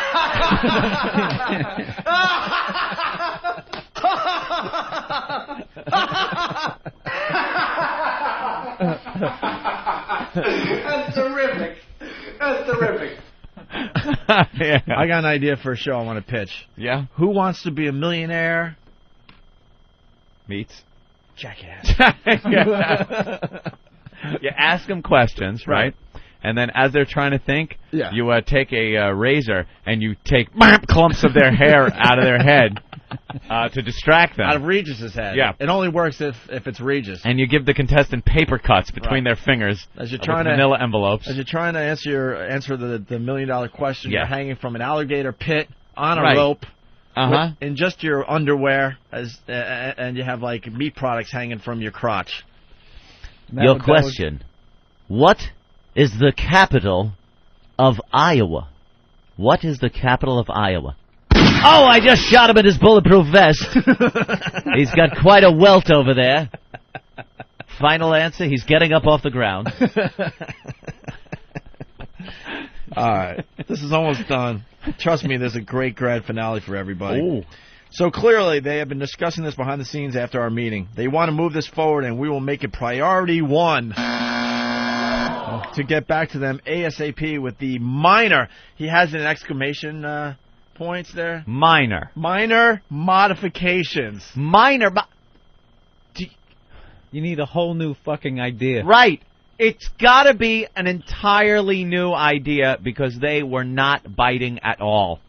At all. It was so bad that Anthony and I now have to separate and pitch individual TV pilots for anything to work. For anything to work, it can't even include the two of us anymore. You know what that's like? His excitement is like the first time you ever take a meeting and you actually believe everything that they're saying. Everything you heard because you have nothing else to base it on. It's your first meeting. You're excited just that it's your first meeting. They told me that they love me. They're really excited to work with me. Yep. I see big things for you. This happens, by the way, throughout most everybody's entire life. Just not on maybe the level of a television show, but it's, school, being accepted to schools, things like that. It's just the bullshit you get, the disappointment. You ever been in a band? You ever been in a local band? You have the guitar player will send tapes out and go, dude, I know the guy that works for a guy over at Capitol Records or whatever, record company at the time.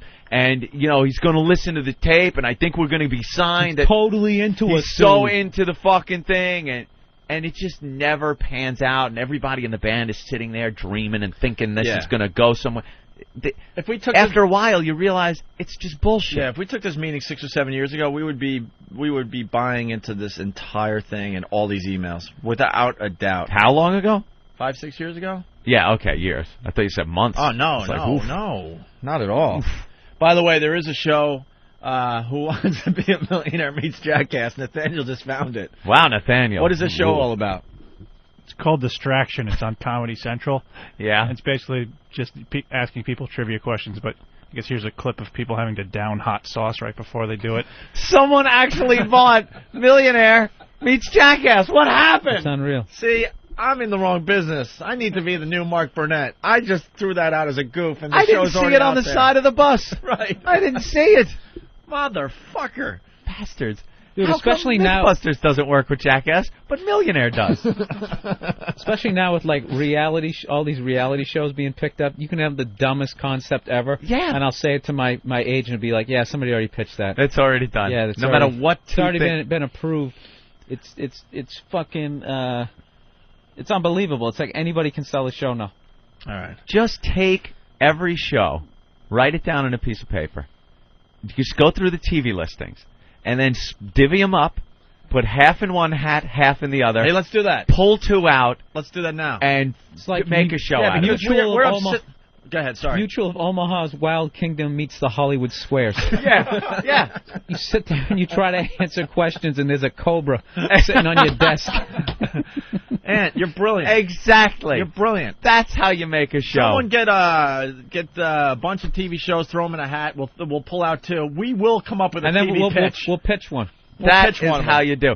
I want to see Discovery Wings channel. Right. Wings of the Luftwaffe. Will and Grace. How do you put those two shows together? How do you do it? Gay guys. We don't have to worry about that. Gay guys with their sharp, dressy Nazi uniforms on. Feed seagulls down on Coney Island. There you go. Pitch it. A&E's clamoring every week, man, it's a different seagull.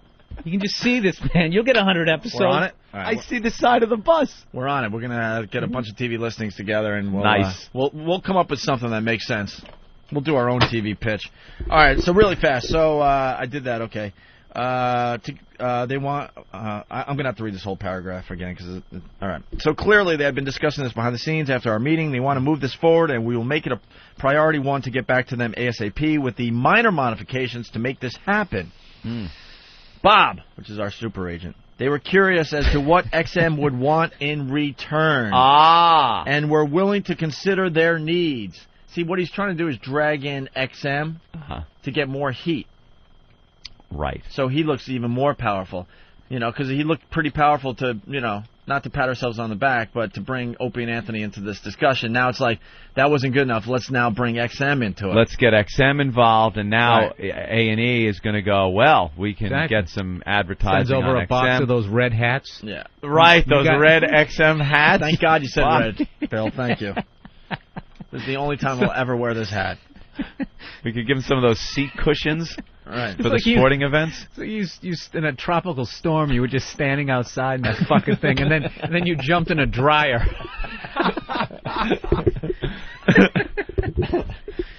All right, sorry. Go ahead. All right, that's very good. Yeah, XM, if we do a TV show, XM would just be like, yeah, that's cool. And the TV networks, they just get it. They know, like, we would talk about a TV show on our show a lot. So they don't need to really wonder what XM's participation would be. That's just completely ridiculous. Ridiculous. Tom in Tennessee, go ahead. Hey, what's going on, guys? Hey, Distraction was the funniest shit in the world, man. I used to watch it a lot, but because they win a car. They wouldn't win like $1 million. They win a car. And at the end of the show, they would ask the guy that won questions. And every question he got wrong, the contestants that lost got to fuck the car up, like smash the windows or pour paint on it and shit like that, cut the seats up. And that was that's pretty funny.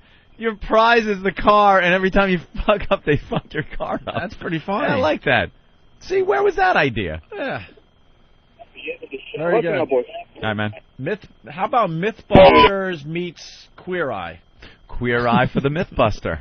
I like it. Queer Eye for the Mythbuster. Right. It's all. See, you could throw that on the side of a bus. It's homosexual myths. Right. Like you take the guy with the gerbil gerbil up thing. the ass, and then the guy that went to find it, Right. so he lit a match, and it fired the gerbil out his ass into the other guy's face, and they both ended up at the hospital. One guy with third-degree burns and a broken nose on his face, the other guy with third-degree burns in his intestine and his ass. There you go. And he wrote the thing, in hindsight, lighting the match was a bad idea. Unfortunately, That's that's how the it only started. gay myth we can think of. Any other gay myths? It'll be a short series. I don't think so. All right, so... Side of the bus? I don't see it. Gerbil. Yeah. Bob, they were curious as to what XM would want in return. It's not true. And we're willing to consider their needs. This all points to a real desire on their part to move this forward. Do you get to the point of working out some kind of advertising deal between the two companies before you even have a viable idea for a program? Before you even think that you are going to work with people? Do you start doing that? He just goes in there and just starts spinning plates. That's what he...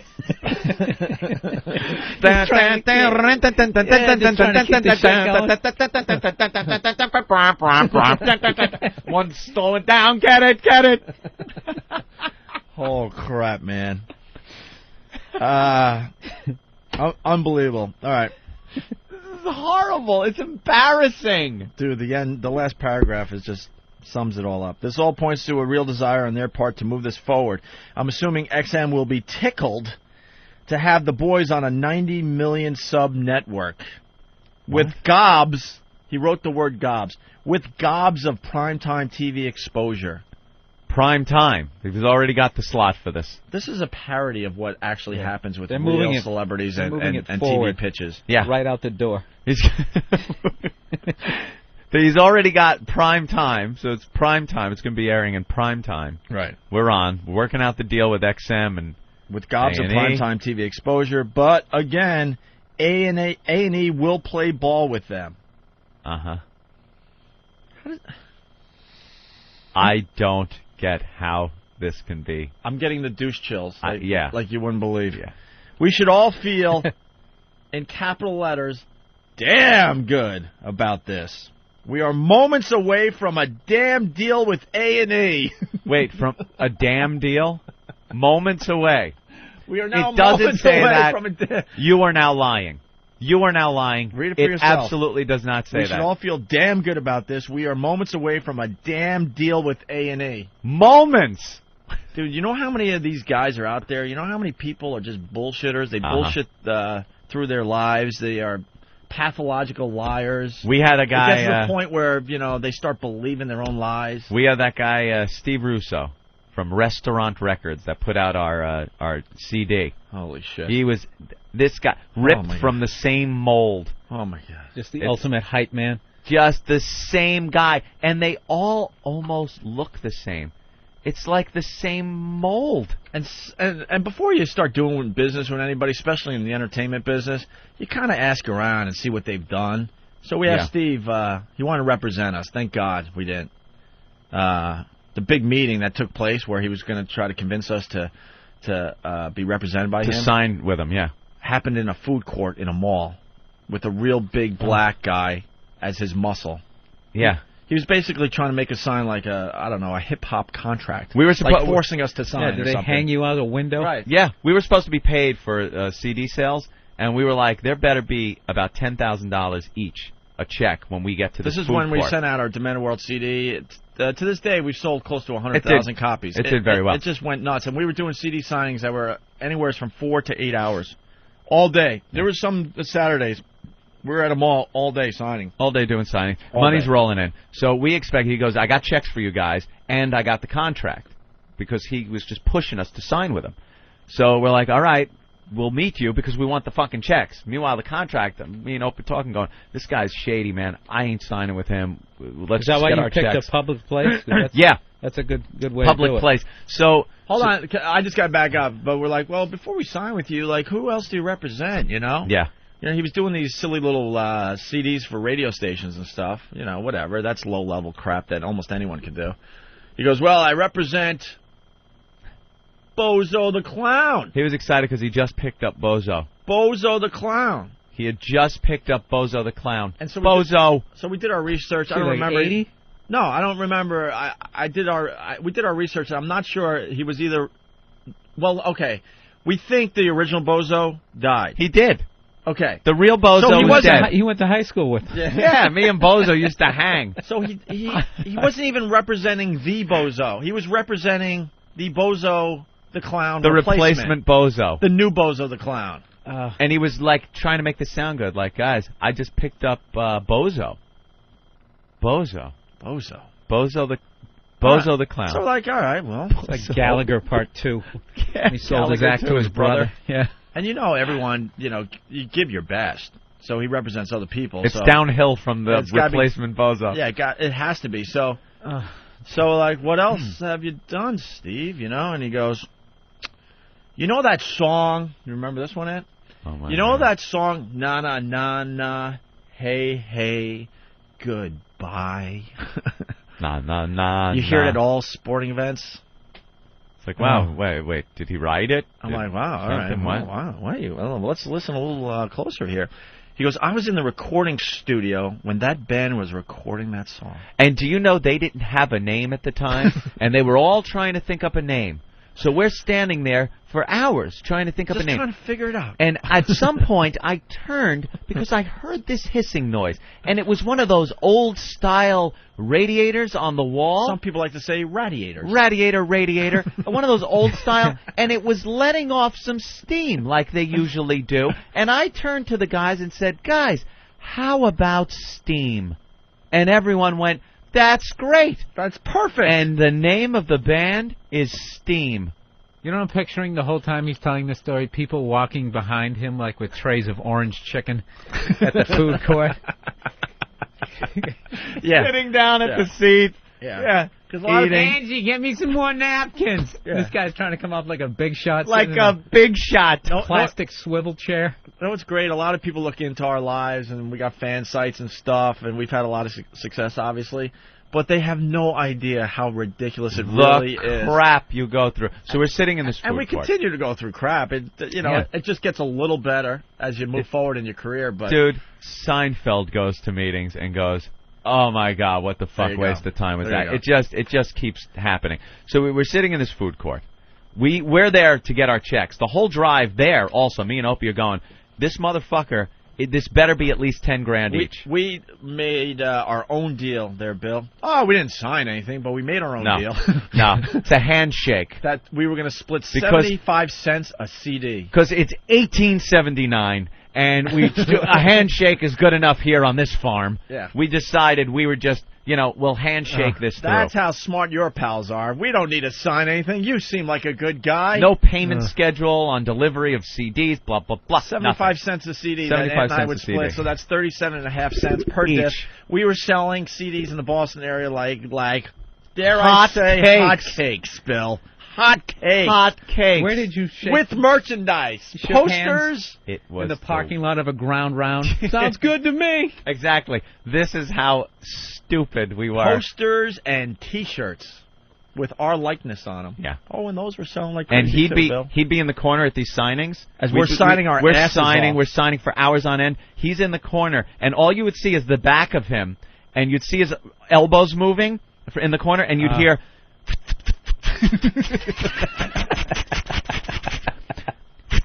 And then you'd see him fold something and stick a wad in his front pocket. Guys, you're doing a great job. We're moving things. All cash that we never saw. All cash. We never saw dime one of the T-shirt or poster sales. Hundreds, maybe even over 1,000. Dude, how many times a signing would he go to that corner? And his elbows, you just see elbows moving. And we're sitting there looking over like, we got to get a piece of this someday. We shook hands. So then, idiots. Finally, we're starting to get bitter after doing it. Probably close to 10 of these, CD signings, and just a madhouse at these places. We wanted our money, is what it came down to. We need money. All right, we'll meet you at the food court. Food court for Was the this money. guy dressed like Boss Hogg? He was a white-on-white suit. You know what he was exactly like? He was exactly like this new guy. Yeah. It's the same guy. And this is 7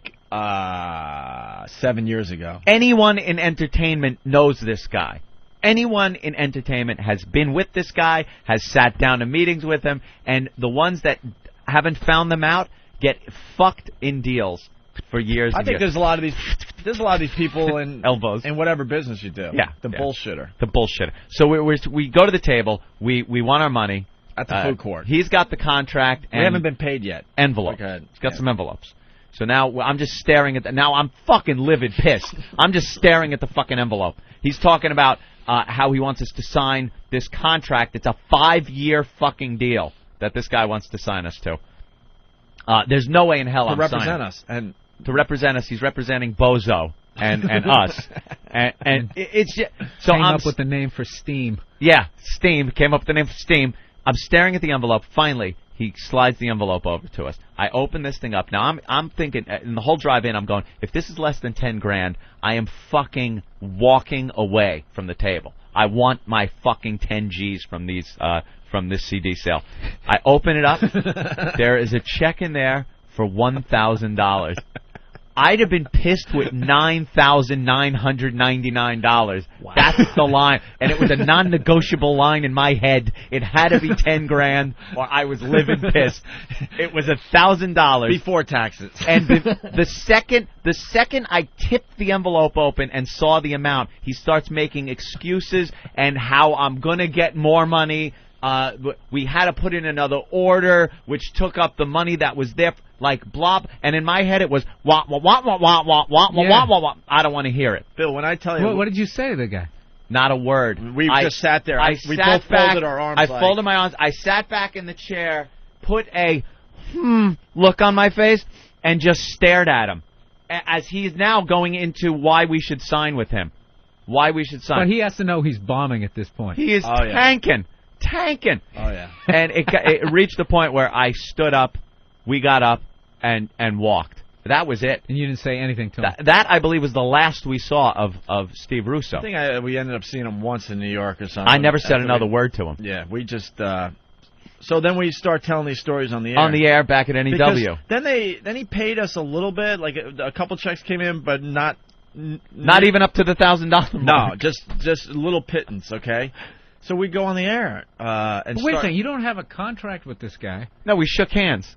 So it was done through the radio station. Fucking Dave Dickless, another reason why we hate that fucking asshole. Yeah, it was in cooperation with the radio station. So for us to actually sign a deal with the record company guy, this shyster, would have taken the radio station out of the mix. And we're so naive at the time. We assumed that the radio station had their shit in order and, we were going to get paid because the station was going to work out some kind of deal. It's a classic example of watch your own fucking ass. And we didn't. Thank God it was very early in our careers and it wasn't such a huge deal. This wasn't, fucking Skid Row's first album, that kind of deal where we're losing millions of dollars. We took a hit. Few grand. So you know what this business is like? Anytime you got some cash coming towards you, it's like right almost the second you're going to be able to grasp it, like 20 guys stand in front of it and have it pass through them for half a second and take that chunk, and you see that stack go down. What happened? You're like, what the fuck happened? As a single bill flutters to your feet. You end up looking at your bank account. It's like, did I go on like a crack binge? And buy 20 people a grand piano last night? What happened? Where the fuck did all my money go? What happened? These agents, they take a percentage that is beyond ridiculous. I used to have this guy. Beyond ridiculous, but you have no choice in the matter. When I was in Boston, there used to be this guy who used to videotape comedians. This guy was fucking horrible. I mean, you would go on stage and you would fucking destroy, and the audio would be fucked up. Oh. He would sit there, all he had to do was just filming you. And you'd be on stage, and somehow you'd hear him. He'd start getting into a conversation with somebody, and you're watching the tape, you're killing, and then you walk out of frame. And you're like, a fucking 8-year-old could do this shit. Just follow me around, right? So then you would get there, and when he would, break down how much you were going to pay, he'd be like, okay, it was, $70 for this, $25 for this. And then there was always this extra, little fuck charge in the end that just made no sense. And when he would present it to you, he would go into the character of a scumbag. He would be like, and then, there's a little, 25% surcharge, and you do this little fucking, and it's like, dude, why are you going into a character of a scumbag? You are a scumbag. you don't need to pretend hey, he's doing this little pretending to play with you know how it is, huh? Yeah, Oh, what a dick. And that was like the beginning where I was just so naive. It's like, I'm getting fucked right now. I don't know how. How do I get unfucked? Yeah, the only thing I know how to do is respond in anger. Like, that was the only thing I learned in my family. It's like, I can't put this guy in a headlock and just start punching him in the head. I didn't have any business skills to be like, dude, you're fucking me. What is this for? Yeah, this is bullshit. Stop your act. Tell me what this charge is. Right. And you just, okay. And the greatest thing is the first time you do that, they immediately implode and be like, okay, I'll get rid of that charge, but don't tell anybody else. Hey, I'm just doing this for you, yeah. Meanwhile, he's selling it like it's going to look like an HBO One Night Stand or something. So got 3 camera shoot. So getting back to the Steve guy and our CD and not getting paid and all that, and finally, we have a falling out, which should have happened a lot earlier. We go on the air and we start talking about it because we talk about all this shit, and we're talking about how this guy's not paying us, and we spent a lot of hours putting this thing together, and blah blah blah blah. Yeah. And so then he calls us up and goes, well, now that you're talking badly about me on the air about how I'm not paying you, now I'm not paying you. Now I'm not paying you. It's like he wasn't paying us. The man had no intention at all ever to pay us. But now ever. He had an excuse. But now why he wasn't paying us. Now he finally had an excuse. You guys talk about me on there. Now you know what? Now you don't get paid. Now you don't get paid. It goes down as some of the dumbest things ever said to Opie and Anthony. Like he's sitting in front of the radio writing the big check for us. Yeah. All right, pay to the order of Anthony Cumia. What? They're talking. That's it. Now I'm not paying you. I'm not paying you. Now that you're on stage saying that I'm a piece of shit, I'm really going to live up to that. And continue behaving like Isn't that you amazing? shit. Scumbag. So, honestly, Steve Russo. This CD that was just beyond successful could have even been more successful because when we moved to New York, he just didn't have enough resources to print up any, make any more for the New York area. It was a no-brainer to put this out in New York. And to this day, well, we haven't been paid in 5-6 years now. I don't know, 5 years easily. Panero's on CNBC right now. Is he? If you want to change it over. Go to CNBC really fast. Fan CNBC. CNBC. That's Oh, no, Than. You don't know the channel, You don't know CNBC, do you? Where Hawk? Oh, boy. Let's get E.T., USA. Oh, great. Bravo. Oh, A&E. Oh, 15. 15. Thank you. That don't look like... That's Arnold Palmer. Did we miss him? How about that TV? We must have missed him, huh? I don't know. Did they say that on the instant feedback? Yeah, it said Hugh is on CNBC right now. All right, well, it was probably a quick interview. Great. XM announced big news. We'll get to that in a little bit. Yeah, so Billy goes, all right, now I'm not going to pay you, and that was the end of Russo. And to this day, I think we made less than $5,000 each, probably even like... What do you think he made? I have no idea. A couple hundred? He made a killing. He had to have. I don't. My brother ran into his crony very recently. Remember the short guy? Mark? Mark. Ran into his crony very recently, working some day job somewhere. Of course he is. Just like, I used to bitch to Mark all the time, and he was believing in Steve, and I was like, man, you're in for a long, hard fall eventually. So anyway, getting back to the new Steve in our life, this guy with the pitch. God damn, I hope you guys follow because we go all over the place. The rest of this email, it's really fast. So the A&E deal, the TV pitch, you guys know we're going back to that. Moments away. We're moments away. We should all feel damn good about this. We are moments away from a damn deal with A&E. Endeavor is poised to work with Bob and then move the deal forward in a big way. In a big way. Is there any other way to move a deal forward? Big. These are things people use in emails and when they talk, when they're just bullshitting to you. Filler. All system... And then you get stuff like this. All systems are ready for go. He's going to go into, like, sports cliches. We're firing on all cylinders. It's not all systems are ready for go. It's all systems are go. What? You can't even get the cliche right. I know. It's just about done. I need a freaking martini. It will be a dream to do this project with you guys. The constant laughing will hurt. Oh, well something will hurt. A&E. Something's going to hurt. If you need a good laugh, why don't you call A&E today? So sit tight, and we'll get the redirect to you quickly. Then push it down the net's... Then push it down the net's gullet. Push it down the net's gullet. The network? Yeah. Push it down their gullet? Hey, you know. Suck on this! Right. Like we got the upper hand here. Like we got the biggest fucking thing. That's when you know the idea is awful. You just can't present it to them. You gotta push it down their gullet. Gullet. Well, I don't really see how that show was. Shut the fuck up! Eat it! Like when you give a dog a pill, you gotta hold their snout shut and rub their throat. Hold their head up. Then push it down. Take this concept. Then push it down the net's gullet and get ready to go from there. This is all good. Call or email me with any thoughts, questions, or concerns.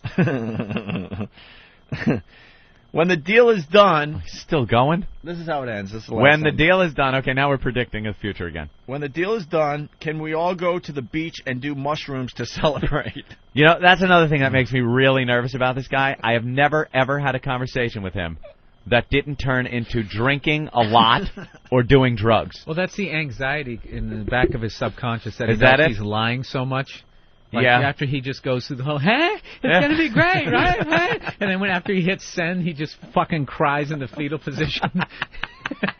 Because reality comes back. Yeah, every once in a while it just washes over. Yeah. When he's in the men's room afterwards washing his hand and he looks in the mirror and Oh. catches his eyes. Just grabs the sink and breaks down. I'm an idiot. I'm an idiot. I'm a fucking idiot. Oh, man. Oh. Anyway. Too goddamn funny. You know, he's right. I soap do. opera continues. I so. do laugh so much it hurts. Yeah, we needed to share that with you today. All right. As we go to break, we played Hi Mom, I'm in Jail for Stevo. I want to play the one that went horribly wrong. Oh, yeah. That we wanted to put on our Demented World CD at the time, but Dave Dickless thought it was a little too mean. I think this is it was a little too mean. A little too mean-spirited. A little too mean. Another idiot we listened to for 10 minutes. We actually started trying to edit out God. That in the middle of our prank phone calls, we were saying, Jesus, God damn it, God damn it. So all of a sudden, he's in a production room one day, and we're like, what the fuck are you doing to our CD? It was about ready to be mastered and go off to the CD printing plant. Yeah. And he's in there trying to edit out words like God and Jesus. And Jesus, because what I think it was his wife was like really religious and used to listen to the show and tell him what to tell us to do. Because he was just like, came off as a real pussy-whipped guy. The power of the pussy. Remember how we nailed him when we were at NEW and we realized that he was getting fired from AAF? So he had to sell his house. And we found out what his address was of the house that he was selling and sent our listeners down there to the showings of his house to walk around in there and just give him stupid questions and call him an ass. It's the best because... Trying to sell your house and show it and our pests show up. Yeah, the pests were just walking around his house. But like with dirty shoes on his carpet. Yeah. But the best was he didn't know he was getting fired. We got the inside word that he was getting fired that day later on or something. Yeah. So we go on our show. This is now, we're back on in Boston at WBCN. So we're announcing to all of Boston, because, he's known in the Boston area, that he's getting fired today. And then we had people at AF that we still knew, and they were calling us going, dude, holy crap, is this true? And I'm like, fuck yeah, it is, you watch. And they were basically telling us he's walking around like all freaked out, like, no way, and sweating and stuff. And we broke the news. We broke the news to him, and then sure enough, later in the day, he was called into the old office. Office. Can we speak to you for a minute? Yeah, exactly. But we were able to break the news before he even knew. That made me feel very, very good about myself. That was a lot of fun. There was a lot of payback in that little thing we did. Got to deal with so many jackasses. All right, we'll go to break with Hi Mom, I'm in Jail. This was supposed to be on one of our CDs. Now we just know what we're going to do? We're going to start throwing a lot of our stuff on Audible.com. Audible, yes. Audible.com is, I don't know, they have our shows there that you can download for a very, very cheap price. But I think what we need to do is start throwing, volumes of really cool stuff on there. Yeah. Instead of just full shows, bits that we all know and little love. Tidbits. But here's Hi Mom, I'm in Jail. It's kind of like the one you heard that we played for Stevo, but... it went horribly wrong. Hello, Mark. Yo. Are you ready to play Hi, Mom, I'm in jail? Sure. All right, now what are you going to tell your mom when she gets on the phone? I'm going to tell her I was with a couple of prostitutes. Wow, that could be pretty good. That's a good one. one. I haven't been to jail in like about 8 years, so. So she thinks you've cleaned up your act, huh? Yeah, and I'm happily married, you know. Oh, and you're married and you got caught with the prostitutes? Yeah. Let's give your mom a call, man. Okay, cool. Make this good. Here we go. Yeah. Ma! What? Listen, it's Mark. Yeah? Listen, I'm in jail. What? Yeah. Hey. I got caught with a couple of prostitutes. Who's this? Mark! It's your son, Mark. Where are you? I'm in jail. Downtown. Don't tell Gina. I need you to come bail me out. Who? You. With what? Oh, get away or something. I don't know. You can't. Don't call my house. This call's being monitored, ma'am. Oh, Police okay. department. I didn't know if you were joking with me or if she's serious or what. No, I'm serious. We've set. Oh, jeez. We've set the bail at $5,000, ma'am. That will be cash. 5,000? Yes. What did he do? He was found with a couple of prostitutes, one of which was a transvestite. And it's a serious charge, ma'am. Will someone be coming to pick him up? Ma! What? Can you come? We got to clear this up before it makes the paper tomorrow morning. Who am I speaking to? This is Officer Jenkins. Officer Jenkins. I'll have to call his brother. I'll call his brother and see if I can get the money. We know also the prostitute has tested positive for the AIDS virus, which is another problem he's going to have to deal with. Hello, ma'am? Yes, I'm here. Oh.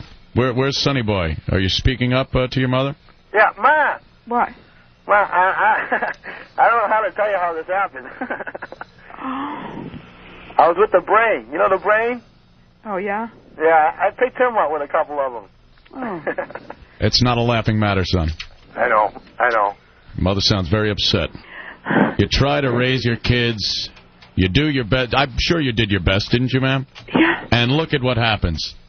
Oh, my God, she's so upset. I can't do this anymore. Oh. Ma! I can't do this. Ma! Hey, Ma! Hey, excuse me, ma'am? Yeah? Happy Mother's Day, Ma! It's a joke. This was It's all a the joke. worst. Oh, I'm going to burn in hell for this, man. Oh, no. Ma! She's all right. He's fine. He's not in jail. It's only... Ma, you're live on the radio. You could smack him in the head. Mom, you still there? Yes. Talk to us, Mom. Look how upset. Oh, my God, dude. I got to make a phone call. Did you know she was going to get that upset? No. Oh, my Usually God. I can joke with him, you know. I'm always joking with him. Oh, no. I'm always joking with him. Oh, we feel horrible now. You got to smooth things over and call us back, man. All right. All right, bro. Oh, no. Take care, guys. Good luck. Bye. Oh, no. That one didn't work well. Oh, my God. Hello, it's the hardcore legend / beloved children's Christmas author Mick Foley. Congratulations to XM on 5 million subscribers. Hey, this is Mary Carey. Congratulations to XM on 5 million subscribers. XM rocks. What's up? This is Joe Rogan. Congratulations to XM on 5 million subscribers. Like sands through the hourglass, so is the Owen virus. Is that it? Yeah, that's it. I'll put it in my phone immediately. There you go, please. So you will never call it? No, I'll call Adam. Yeah. Oh, sure you will. No, I get those random calls every now and again. Yeah? Yeah. But I'm the same way, kind of. Yeah, you know, see? like, how was the last time? We just check in. It's not like we got to have tea every week. No. We check in. What are you doing? How you doing? How are you being screwed over? Yeah. Yeah, and that's all you need, though, right? Yeah, you just check in with your pal. We don't have discussions on the phone. I don't think we ever really did. No, we'd make each other laugh, and then a lot of it is grunt.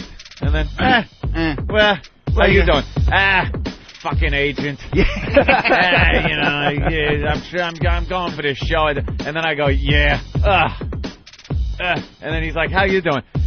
We got, XM's calling, but Bob's talking to him. It's taking forever. Adam. Yeah. That's our conversation. That's about it. All right there, pal. I'll talk to you. You be all right? You need anything? No, I'm fine. I'm How cool. about you? How's the family? Good. How's yours? Good. You groan and hang up. And then did you ever get this? Like the girl, my girlfriend, like, so what you talk about? Nothing. He's all right. Yeah, that's pretty much it. So what's Adam doing? Nothing. Yeah, same stuff. Yeah, he's being funny. Yeah. Somewhere. Yeah, it's the same thing. What is Late Show Friday's going to suck, but you do it. I mean, it's the same. That's pretty much our phone conversation. I think it just happens to all. My father's down to grunts. He's not even at this point. Doesn't even throw anywhere. Pop. Hey, yeah, that's it. How's Mom? How's Mom? I'm not feeling too good. Yeah, I think I'm depressed. Yeah, welcome to Earth. Try living with your mother. She's a carrier. Yeah, when you become like really close friends for many years, you just don't have those conversations on the phone. The same those conversations you have with people that you're kind of friendly with, or you haven't talked to in a while, but you just run out of shit to say. Then you catch up and stuff. Yeah. What do I got to tell Adam about? Oh, I'm getting a new couch. Yeah. Well, no, it's always the check-ins. First, his family's all right. Rose good, sounds good. All right, good. We all go through the family. Then how's work? And it's always that's where that's the grunting comes from. Yeah. Did you do anything cool? Go, yeah, we had Sunset Town topless doing the news. Really? Okay, I gotta go. All right, pal. See you later. Talk to you. That's it. No, as a matter of fact, take your number. I don't need it now that I think about it. Forget it. I'm taking you out of my book. I really don't have to call. Opie and Anthony, the virus is spreading. There's too many men, too many people making too many problems, and there's not much love to go around. Inconvenience is a land of confusion. This is the world we live in, and these are the hands we're given.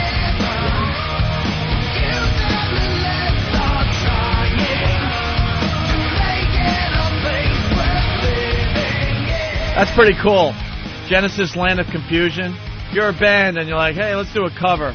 Who would ever think, let's cover Land of Confusion by Genesis? They must have been laughing when they first started. Right. Yeah. Maybe they did it as a goof or something. Like, that sounds kind of good. But that's Disturbed, and congratulations to those guys. I think they sold like 250,000 copies of their latest album first week out. Nice. Wow. They're back. Nice. They never really went away, but they're doing quite well for themselves. We got to go right to the hotline and talk to the big boss, Elo. My boys. How are you, Elo? Mr. Bill, how are you, sir? I'm doing well. How are you, sir? I just want to tell you it's a treat to have you. And much as you stated earlier, one of the most important things about baseball and radio is to make sure that you have enough runs at the end of the game. Oh, giving it it's an Elo. That was one of my finer moments of the past couple of weeks. I really thought that was very, very insightful, and I appreciate your insight. Did a lot of research on that last night. Did you? Yeah, I was on the internet till like 3 in the morning. I really take this seriously here. It's so funny because the boys make fun of that all the time, and one of the things that happens is that they go, well, let me get this right, Eric. If we practice, we actually get better? Yeah. I'm like, yeah, that's usually the point. And if you get more points at the end of the game, you usually win. So that's what I get paid the big bucks to figure out. Yeah, dude, it's like you had me the first time. You don't tell the joke again. It wasn't but see, that's the difference, Bill. It's not a joke. I actually mean it. Hey, Elo, were you all watching Hugh on, what was he, CNBC? Yeah. MSNBC, one of those? Opening the bell. Got Ludacris hanging. He's pimping all around the world. So, Elo, big news for the XM Nation today. You want to tell it? Big news for the XM Nation, yes. It's announced this morning that we have a terrific partnership now with DirecTV, and we will have 72 channels of XM programming distributed to the 14.6 million DirecTV customers nationwide. Oh. So basically, what that means is more distribution's a good thing. Another one of those smart things that I have to point out. That you did personally. I can't take credit for that. All by yourself. Yes. Hey, now, was that why Hugh was in town, like, what was that, last week? When we all got together? When we had that clandestine meeting? No, it was one of the reasons for one of 3 or 4 other things. There's still more coming. You know that. Always surprises. You know that Hugh Pinero refuses to come by the New York facility because we're smart, and we know when he's in town that something big is going down. Yeah. Yep. So now he has to, stay away from us. Yep. He does. Now, what does this mean? What does all this mean? Well, what this really means, again, is that if you have DirecTV, do you have DirecTV? I do not. I told Opie last night. I thought probably you did, but no. If you have DirecTV, you sit at your house and you just go up to like in the 800s where the music channels are, and the current provider is going to go away, and they'll be replaced by a bunch of our music channels. You know, the decades, rock, pop, country, and then there's going to be we'll have XM Kids up there, and then we're also going to have Home Plate, which is our baseball channel. Which is one of only 2 non-music program channels, and then we're also going to have the Opie and Anthony Show, channel 202. Will be Wow, look at that! Wow. One of only 2. One of only 2 channels that are non-music that are up there. So. And I see the press release. We're mentioned in the press release. It says featuring talk radio stars. Opie and Stars. That's right. Finally getting rid of the old shock jock thing. Shock jock. Wow, that is huge news. It's big news. That's a huge hit for us. What's that? That's a huge hit for us. Big for you guys. I mean, for the company and us personally. Absolutely. I mean, it's just more people, and I've always said it. The dummy across the street at the doggy company will, starting on the 2nd, which I've got a real funny story about that. But starting on the 2nd, he will always, and I will say it again, always have fewer listeners than Opie and Anthony from this point forward. You're hearing from the big boss. We will have more listeners than Howard Stern. Forever. Forever. How do you like that? Take that. So no, but Hugh's down there with Ludacris. I don't know if you saw that or not. I missed that. Yeah, he's down there with Ludacris, and they're opening the NASDAQ here any minute. That must have looked natural. It did. He felt very comfortable. Oh, they're ringing the bell? Well, you don't ring the bell at NASDAQ. You sign the board. You sign the board and push a button or something? Yeah, because it's technology now. Yeah. You don't ring the bell. Mm-hmm. Oh, so he's going to do like a Vanna White thing where he just like points? Yeah, hey! It's right there, where NASDAQ is. She doesn't even turn the letters anymore. She just like points at it. It's like an LED screen, right? Yeah. Something, I don't know. Hey, that's pretty cool. No, that's great. So it's very exciting. I think this stuff's going to actually start happening like mid-November, like the 15th. I think is when all the channels will appear, and it's great. So our listenership is going to go way up. Way up. Way up. I hazard a guess. So we're going to have to start doing real radio shows? Well, we're going to have to step it up a little bit. Yeah. which is why I requested Bill's cell phone number from Ben Sparks earlier. So. What does that mean? Let the speculation begin. Oh, boy, the message board's going to go nuts now. That's it. Will you be getting a celebratory haircut today? I do need a haircut really bad, by the way. You know, that joke is not working anymore because I saw Elo. Yeah. You know, there was a bunch of the lady that's running the women's channel and some new marketing guy. What was that other guy there? That guy's Nathaniel Brown. He's our new head of communications. Yeah. Wow, Nathaniel's working his way up quickly through the company. It's not our own Nathaniel. No. Oh, I thought he was just going over everybody's head. No, our own Nathaniel talented. Still makes $6.50 an hour.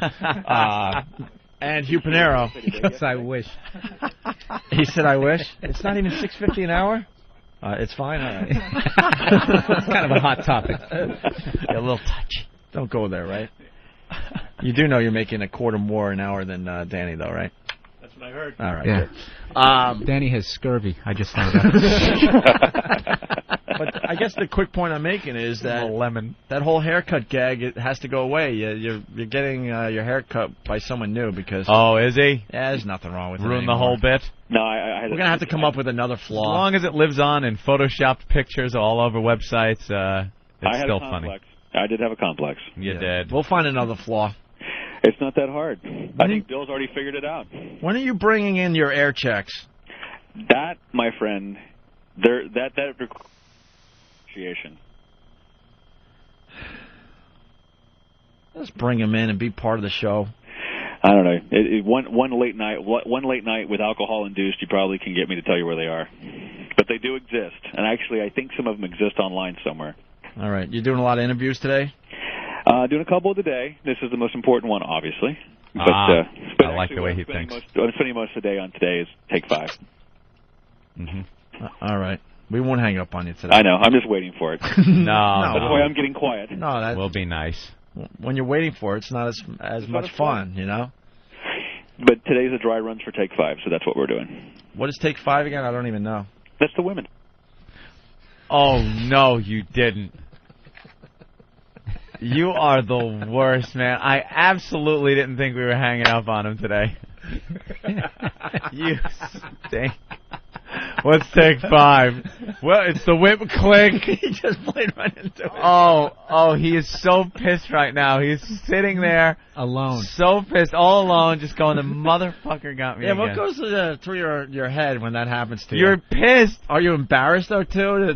Does your skin just start to heat up? Yes, because you told him that we weren't gonna. It's the classic hostage thing. You go home today. Get dressed. You go home today. They take him out. They dress him in his civilian clothes, take him out, drive him around, and then drive him right back to the cell.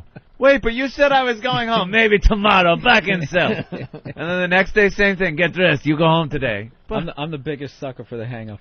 Yeah, are you? I just never see it coming. You know, all my Never. friends are comics. I think Patrice O'Neill, the last 9,000 times I've talked to him, he's hung up on me about 8,700 times. I love the people that I'll go, be thinking, conversation's going good. Yeah. All of a sudden, I'll get in the middle of the story, and the second it starts bombing, it's just dead air. And then you got to figure, at what point did he hang up and I was still telling How that story? long was I just talking to myself? And I love the people that go, I knew that was going to happen. No, it was coming. All I awkwardly. deliberately started telling a bad story. All awkwardly, like, I was on to that. I was just playing along. Bastard, man. I didn't see that coming. I thought you were asking about Take 5. He was going to explain it. No, see, because I knew he knew it was coming, so it's not that much fun. So then to make him think that we weren't going to hang up on him, then it became fun again. Oh, is that horrid? An awful Someone got me man. on a great one the other day. I was all excited about a new computer. And they're like, what are you doing? I said, I'm psyched, man. I just got this new laptop. They go, oh, yeah, tell me about it. I'm like, well, let's get it. And click. I'm like, fuck. Oh, no, the best one I've ever gotten. Horrible. You guys know Joe DeRosa? Yeah. My God. He got me with the best. I got him so bad. I think he was borrowing somebody's phone, so I hung up on him, and there was an audience. Oh. So he's just been plotting, for 8 months. He's been trying to fucking hang up on me. So the day after, I taped my HBO special, went fucking great. I'm euphoric, right? And he waited for the perfect moment to get me all week. And he was he was at the show. He's like, dude, you did a great job, man. I'm telling you, I gotta be honest, man. I'm not trying to sound corny or anything, but that was inspirational watching you do that shit, But I just want to, don't hang up on me. I know this is a dumb question. He goes, dude, what was going through your head? Okay, you're standing backstage. You've worked for this 13 years. What's going through your head? And I'm like, well, it's a number of things. You're excited, but you're nervous. Click. Dude, I laid there for fucking 10 minutes going, I will never, ever be able to top that. It was the greatest. Oh, I was about ready to setup. I was about ready to launch into, well, let me tell you there, sit on my knee and let me tell you about comedy. I even think I had my hand behind my head. I was stretched out on the couch. Yeah. He wants to learn something from the master here. Yeah. Let me fill you in. Click. Oh, yeah, just going to go into the whole, Barbara Walters special. You can't even look him in the eyes. Oh, no. You can't look that person in the eyes now. Oh, that's rough. No, I gave it up to him. I didn't call him back, but when I saw him, he just had this big fucking shitty grin on his face. It was like, Joe, that was the greatest fucking hang-up I've ever gotten. It was so... It was totally fed into my ego. It's perfect. I have a different take on the whole hang-up thing. I remember being on the phone at my house, and my friends were over, and I was on the phone with a girlfriend, and she was pissed off at me, and gave me one of those, well, you motherfucker, just go fuck yourself, click, and hung up on me. But my friends are all around. I guess we were waiting to go out, and I said I had a call because I knew I was in trouble with her, and so I had to sit there and make believe I was still talking to her, so my friends wouldn't know that my chick just hung up on me. So it's like, okay, all right, baby, yeah. So just nothing on the other end. It's so and I'm sitting there sweating and turning red. Yeah, because you have to hurry up before they hear the before they tone. Hear that horrible one that's the off the hook one that's too long. You hear that through the concrete. Ew, horrid, embarrassing. Let's do some radio. Satellite radio. We were talking about Bush yesterday, Anthony. President Bush was doing a war on terror update. Well, I saw he was going to give a speech, so I knew he had to record it because obviously whenever he gives these speeches, there's all kinds of new information coming out and things that the public wants to know, how the war's going. And he's always very informative with his speeches. Up to date. Keeps people all up to date on what's going on. There's Hugh and Ludacris pressing the button. Celebrating its 5 millionth subscriber. Opening buzz Thursday, September the 29th. Nasdaq's open. I just missed it. I thought that was Al Sharpton. I'm not even joking. It looked like Al Sharpton. You know when he fasted? Yeah, got all thin. It looked horrendous. Still had the big fat head like everybody does when they lose the weight. There was our CEO on CNBC ringing the Nasdaq bell or pushing a button or pointing, whatever the hell he did. Have the big announcement and the Hugh Pinero there ringing the bell, pushing the button, whatever they do on the Nasdaq. Stock's got to go up today, right? Very exciting for XM the last couple of days. 5 million subscribers, the new deal with DirecTV. Mm-hmm. We win. We're moving. We're moving. We win. Well, we're going to celebrate a year at XM Tuesday, I guess. And you look back, and Ant and I even said we just got to give up the first year and just do what we do, you know? Mm-hmm. But we went from, the company went from like, I guess officially it was like 2.2 million subscribers when we started our first show. Yep. And a year later, one lousy year later, it's 5 million. Yeah. You don't find and there's still dopes out there that just are laughing, going, "Yeah, that satellite radio thing is whatever." Yeah, they got like whatever. 5 listeners. Yeah, whatever. And they're promising at least 6 million by the end of the year. XM, maybe even like 6.2, something like that. Another million between now and January 1st. Mm-hmm. Will join the XM Nation. That's unbelievable. It's unbelievable. Unbelievable, man. So we got the Bush speech, and I've heard this audio, Anthony, and it's a lot like the email from the dude. Oh, really? More bullshit? More talking We're around. We're going to pitch it. Everybody's excited about the war. Right. We're going to have an arable war. An arable war. It's going to be great. You think he has that in his speeches? A bunch of exclamation points right there after a word. Oh, we're winning. No, that's when he nods and he always lunges his head out. Lunges his head forward. There's a hurricane. Oh, stealing the Joe Rogan lunge. I'm ripping him off. That's right. Call me the Punisher. Damn it. I'm the Punisher. Very good. Punisher. So here's some quick clips from the speech. Let's hear how well things are going. The very important speech from our leader.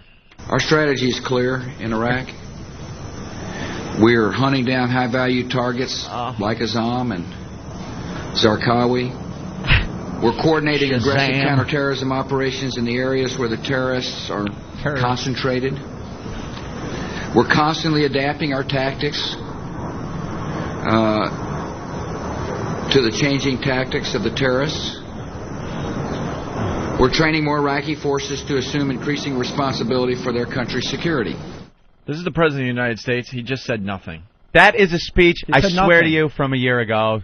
You could play that speech, same thing from a year ago. You know what it is? They all kind of have always said nothing, but he is the worst at saying nothing. He gets like that one word. What do you say? We're making adjustments.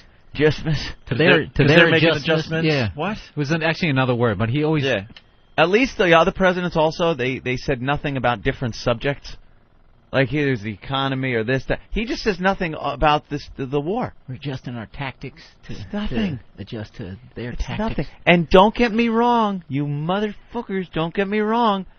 There is it would be tragic to pull everybody out of there right now, because then it would just be a clusterfuck mess. We got in there. Now the job does have to be finished, whatever the fucking job is.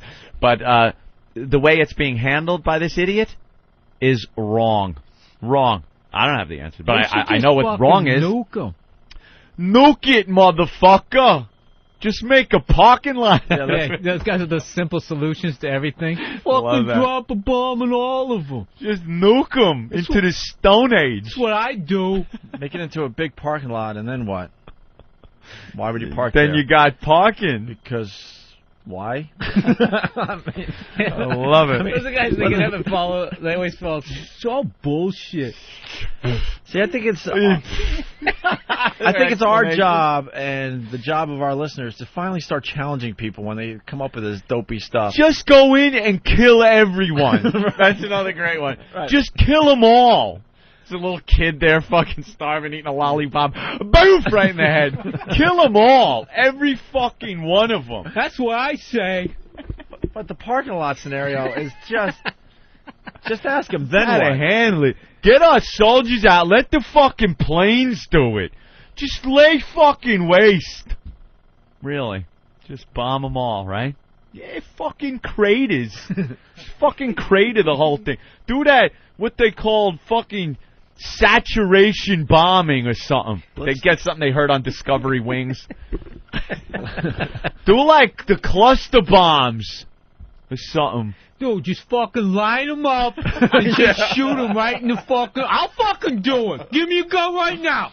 Isn't that Fucking right? hey, man. Back to back so you don't waste bullets. Dude, One they- through the head kills 2 people. Then they talk shit like they're rambling. They wouldn't want me over there. I'd fucking go off. Send me and my buddies over there, motherfucker. That should be over in a week. Isn't that right? Fucking hey. High five. Up top, High five. motherfucker. Another thing I used to do, like I learned at an Eagles game, that any story that ends with a high five never happened. It's always like some ridiculous exaggeration, like, yeah, and then I told my boss to go fuck himself. Up top. Yeah, it's like, no, you didn't. You just sat there and Yeah. you stared at the floor and you took it. And you took it like we all take Fuck it. her and the sister. Up top, Motherfucker, motherfucker. that's what I'm talking about. This is turning into an SNL skit all of a Dude, sudden. and then the real story is he sat there and he took it, and then he drove home and he screamed at his windshield, saying all the shit he really wanted to say to his boss. Oh, I'm irresponsible. I'm here. You're looking at some guy. But he red light. sucked it up. I'm sorry. No, next time, sir. I'm sorry. I'll do it. You know, I did drop the ball. You ever talk to someone and they're in that situation and they impress you with the stuff they said to this person that they're in a conflict with, and then you go a little deeper and realize, just like you said, they didn't say any of that, but they're very impressive as they tell you what they... Yeah, you go, dude, did you actually Did say you that? actually say that? And they Oh, my kinda God. they're like, well, yeah. Well, not exactly. No. Yeah. The first part. Yeah. Right. But you always get impressed for a second, like, wow, you finally had the balls to actually say that? No. Dude, SNL would really, they make a whole movie out of that. The up top guys. Come on. The whole trailer is people yelling, giving high five, and they're somehow going to try to make that entertaining for 90 minutes. Oh, yeah. Saturday Night Live presents High Five. Up top. You know what another one Starring is? Will Ferrell. Then you got to have cameos from long lost cast members. And no one gives it. And Jane Curtin. Jane Curtin. Dresses like a conehead. Yes, Conan. Up top. The other one, Top guys. the other one you hear a lot these days is that, you know, America is the greatest country on earth. And I love America. But how do we truly know? Because, yes, these people will. Have you ever been anywhere else to try out another country? Communist. I know. Because every other place sucks. Right. It Well, sucks. have you tried out one other country? Just to Mexico. I was in Canada once. Canada. Fuck them. Trust me, I love America. Went to Montreal for a Bruins game. Right. Fucking sucked. I've been to Greece. Greece is pretty fucking cool. You know, I was there for a little Yeah, while. would you get fucked in the ass? Motherfucker. And Canada, so, you know, I did my little research, and the 3 countries I was in, America's certainly the best. Yeah, see, there you But go. how do you know for sure? And most of the people that really use that line over and over again, they haven't even left Queens. I think we know because we're so fucking, like, just pompous and arrogant. And so fucking good. And so, just so fucking wonderful. But how do you truly know? Because we just do. You just know, right? I went to the, It's just can't in our be DNA, better. I guess. It can't I like when you go to like those better. Caribbean islands, right? Like I went to the. Well, that was Oh, down I've the, been to some of those little countries, yeah, too. or All right. anything. I went to the Dominican Republic, All right. and you land there, and it's like absolutely beautiful. And there's no upper class, and there's just upper and just like upper Dirt. class Dirt, and dirt poor. poverty, There's no yeah. middle class, and you're always staying on like that resort, and they fucking pick you up to the airport, and they try to drive like 100 miles an hour past all this poverty. Yeah. You're looking at the side, and there's like people chasing chickens and shit as you're fucking driving down the road, just trying to get you in the complex. pound, and then they slow it down. Now, the question yeah. I got, do you ever feel Beautiful. guilty, though? You're seeing all this disaster around you from the airport to the resort, and then you pull up to the resort, and what's waiting for you? A nice umbrella drink. Gambling. And You're taking a year's worth of their, 10 years worth of their salary and putting it on red. Oh, yeah. Whoever hands you... flipping a coin. Just because you can. Whoever hands you that drink, that was their cousin chasing the fucking rooster. He lives in the hut with him. Yeah, he gets to see how the other side lives for, 8 hours. You got to rationalize it on your way, though. You're looking out the window thinking, I earned my vacation, Buster. I worked hard this year. No, I can't deal with this. It's horrendous. Let's go to Brooklyn. Jim, he has a line he's heard a lot. Brooklyn. Go ahead, Jim. The one that sucks that I've heard the most is Afghana Disney with the Iraqi parking lot. It's like, you effing moron. Afghana Disney with the Iraqi parking lot. Of course, you couldn't go to Afghana Disney for, like, what is it, Half-Life on a nuclear bomb? All right, go Brooks. See you later, guys. All right, very good.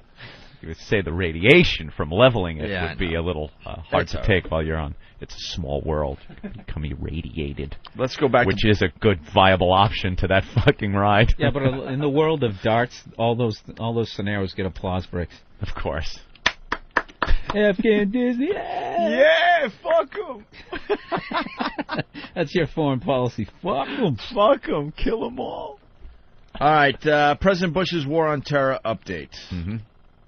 You got any more clips from clip, yes. Commander? They updated me on what recently took place in Baghdad, in which Iraqi and coalition forces tracked down and killed Abu Azam, the second most wanted al-Qaeda leader in Iraq.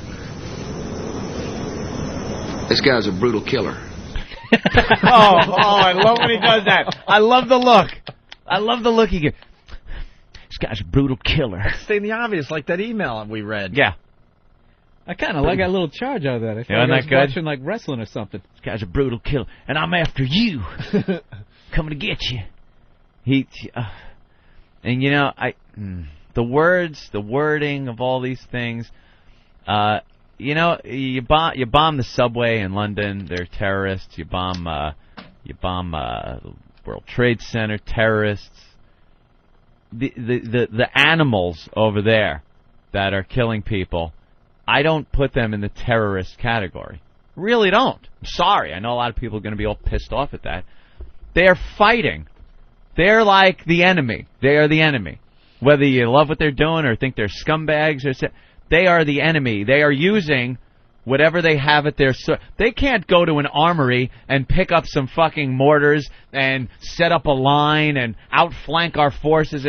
They have cars and high explosives, and that's what they use. Just because they're using car bombs doesn't mean they're the same type of terrorist that pulls up in front of a fucking school in Jersey or something and blows that up. They're killing... soldiers, they're killing a lot of innocent people too. Don't get me wrong as far as that's concerned. But they're not doing it to terrorize the general public. They're doing it to kill people that they see as occupying their country. That's fucked up. That's fucked up. Now you're talking like a fucking raghead.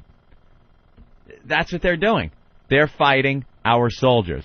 Our soldiers dying. They're soldiers. Why can't you make the speeches for Bush on TV? No, because believe me, people get pissed when they hear about it. You're going to hear people now chime in that are really pissed off at what I'm saying because they're going, oh, what are they, fucking heroes?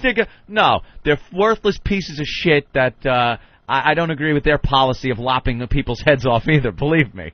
But they're using cars and bombs like we use helicopters and tanks. It's their weapons. That's what they're doing. But Bush... When you call them terrorists, it makes it sound like they're the same guys that, are flying their planes into our buildings, they're blowing up school, whatever it is. He can't call them soldiers, the enemy, things like that. You got to keep knocking into the public's head that they're terrorists, and if we don't kill them there, they're fucking coming here. Look out. They weren't coming here. Saddam was so fucking good about keeping his country clean. He was the muckety-muck. He was the Iron Fist. Anyone fucked with him, they died. They died. You think Saddam's letting these idiots set up camp in his country? No! That country was fine. The UN kept him from doing anything. He was under a microscope. There weren't weapons of mass destruction. Stop trying to tell me they were by sending me links to these Aussie fucking... The equivalent of the Australian National Enquirer saying how they found biological weapons. If they found a weapon of mass destruction, Bush would be sitting on it, driving down Pennsylvania Avenue, waving to the fucking press. It just didn't happen. That was the bill of goods we were sold on the war. That's why I was behind the war. When it first kicked off, I was one of those, kill him, motherfucker, up top, yeah. Look at what fucking Colin Powell's pointing out at the UN. Mobile labs, motherfucker. They got him. There's a picture. And then as time went on, I'm like, holy shit, this was a bunch of crap. And he's changing the whole subject of why we're there. We've got to free the Iraqi people. Wait, but that's not why you said we were going to war. And they don't really seem to want to be free. They were fine under this guy. What about the weapons? Don't worry about the weapons. We're free. They yearn for freedom. They yearn for constitution, democracy. It wasn't what I was sold. And now we're there to free Iraq. Nothing about what we were there originally for. Nothing about what the fucking UN sanctions were about when this whole thing started. But I thought it started off with going to get Osama. That's the guy I wanted. Right. That was the original thing. As far as terrorism's concerned, that was the deal. Afghanistan and Osama bin Laden. He was the guy to get. He's the guy got on video. Yes, it was me. I crashed the fucking planes. I planned the whole thing. I think he even added in a nya on the tape. It was all... What happened to him? What about the troops after him? Why are we in Iraq? Why are we there? No terrorists over there. There was fucking Saddam Hussein ruling like a fucking tyrant rules. Well, you got everyone... they're pissed off now. You got everyone rocking. Here we go. Jared, Jersey, what's up? I just want to comment. You seem to think that it's the Iraqis fighting the U.S. soldiers. It's not the Iraqis. Yes. How is it the Iraqis?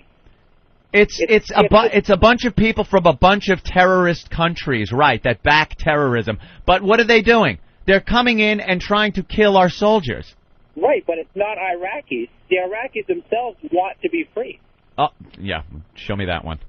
Show me that one. Show me their yearning for freedom that they went through, that they were crying to have us come over there. They had a higher voter turnout than we did. Wasn't the bill of goods we were sold, my friend? When we went to war, was it to free the Iraqi people? Oh, no, granted. No, it wasn't. To get the weapons of mass destruction. Right, and they weren't there. And now they changed the whole subject of the war to free the Iraqi people. I don't care if they're free.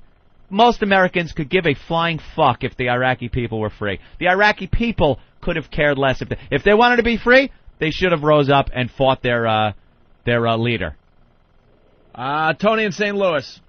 Yeah, I don't agree with Professor Anthony either. I'm not trying to be a shithead or anything, but I just don't believe that, you're saying that, the Iraqi people don't want to be free. They're in there voting. And you're saying that these terrorists, or whatever the hell you want to call them, insurgents, freedom fighters, they're saying that they're just there to, blow up the American troops and, defeat us. But they're in there, going through mosques. They're blowing up schools. Half these explosions don't even have Americans, involved in it. So what do you derive from that exactly? I derive that, I might have thrown a wide blanket over the whole thing. Sure, there are what you would call a few troublemakers over there.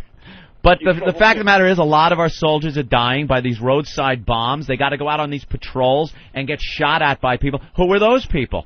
Terrorists? People die in every war. We're fucked no matter how we do this. The bottom line is we have to maintain what we have now. Like you said, we can't leave. And sure, you're right. The whole thing's fucked. It's a kill-bosh. The whole thing, it was squashed from the beginning when they went in for weapons of mass destruction and then ended up, changing the whole frontier. I mean, you're right, but you're wrong. I mean, that's where I stand. All right. Fair enough, sir. Fair enough. All right. Well, it's fair enough to say a lot of people disagree with Anthony on the phone. Of course they do. Let's go to another clip from President Bush's War on Terror. Let's hear it. He got a killer speech. The terrorists have a history of escalating their attacks before Iraq's major political milestones. 2 key elections are fast approaching.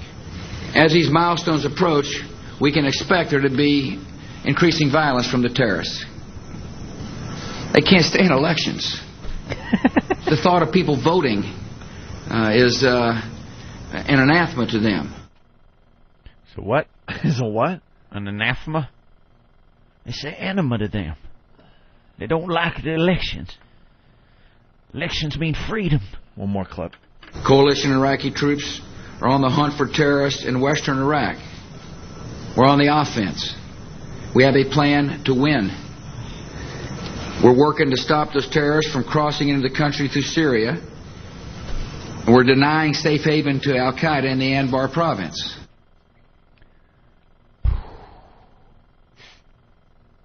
What? So, is the game plan? Let me get this right. Is the game plan then to wait until the terrorists all come in from all these different countries to a central location, which is Iraq, and then kill them all? And when when the last one crosses over and goes Allah, and you shoot them, and then we look around and there's no more terrorists? It's a war of attrition. Is that what it is? Then we can leave? Or is it when the terrorists finally go, America's great, what have we been doing? Let's stop killing and be cool. What's the end game? What's the plan for victory? Exit strategy? The exit strategy. I've heard it before, believe me. I've heard it. It's to train the Iraqis so they can take care of themselves, blah, blah, blah. Do you see that happening? Wow. In any foreseeable future? No, you know what the problem is whenever you occupy a country or something like that, or you take it over, is they know eventually you're going to fucking leave. So they just got to, like, wait you out. Just wait it out? Mm-hmm. Yeah. So the only way to really do it is to fucking kill them all. That's the only way to, I think, I don't know. It's really I think it's difficult. just get fucking Saddam. Not Saddam, I mean Osama. Get him. Yeah. Still talking shit. Still. That's the guy. Get He's that the guy you gotta get. I'm psyched, because he's the guy. He said, I did that shit. There should have been a hell of a lot more resources in Afghanistan going after that motherfucker and his little pals. Yeah, but as far as Saddam. like saying like those guys aren't like terrorists and stuff, I mean, I think they are. I mean, if you're going out and you're just trying to blow up soldiers, those guys like walk into like a pizza cafe and they're blowing up kids and shit. It's like, you know. Is that really to terrorize? It's terrorizing, or is it to get our soldiers the fuck out? Well, I guess they're attacking people who are supporting what we're doing over there. Then they then consider them. Here's what I say. Enemy. I don't know. You know, it's war. It's fucking evil, but there's still lines. Okay, look. You know, I'm willing to say perhaps my use of the word terrorism or lack thereof blanket statement is wrong. Okay, now that I'm thinking about it, but the bottom line is, would this shit be going on? Would the terrorism be going on if we weren't there? Would these schools in Iraq be being blown up by these terrorists if we weren't there? Are you becoming a liberal? No, I'm the furthest thing from. Believe me, I'm the furthest Everyone thing on from Instant Feedback is just going, what happened? I am the furthest thing from a fucking liberal. I am a realist, assholes. A lot of people saying Anthony equals liberal. No. Which is really funny. It is to read because Anthony is pretty hardcore the other way. I love that first Gulf War. I jerked off to it. I loved it. It was fantastic. Saddam went into Kuwait. The mission was to get Saddam out of Kuwait.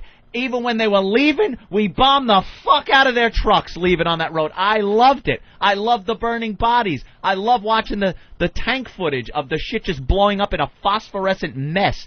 It's fantastic. Loved it. This one, not too keen on it. Don't see an exit strategy. It's the sequel. It's the sequel, and Jaws it stinks. 2. And it stinks. Jaws 2 had its moments, though. Ugh.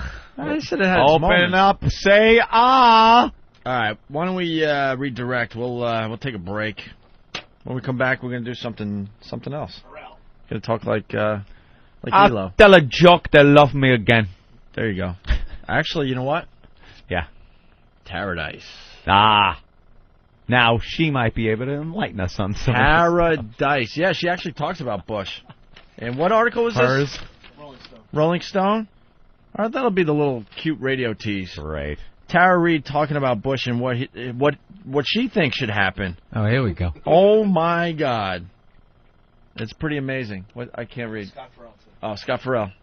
You wrote in like very light red chicken scratch. I couldn't even see it. All right, Derek, get us out of here for a little bit. Like sand through the hourglass, so is the Owenay virus. Clip for Bill, too, before we move on. Celine Dion on Larry King. It is, you know, when I was hearing a couple of days ago that these things are not reachable, it's too full of water. The helicopters flying in, take 2 people at a time, take a kayak, go into those walls. Those people are praying, they're walking, they're like this, hello, do you see us? We're still alive, but we're dying. Celine, it's terrible. I do not want to talk to you about money. I hate when these celebrities have to turn into experts about stuff they don't know anything about. Take a kayak and ram into the wall. Take a kayak through those walls.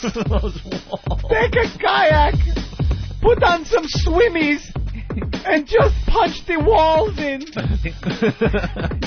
People are yelling. What is that? What is that? They're saying I'm alive. Sounds like someone having a nervous breakdown while doing like bad stand-up.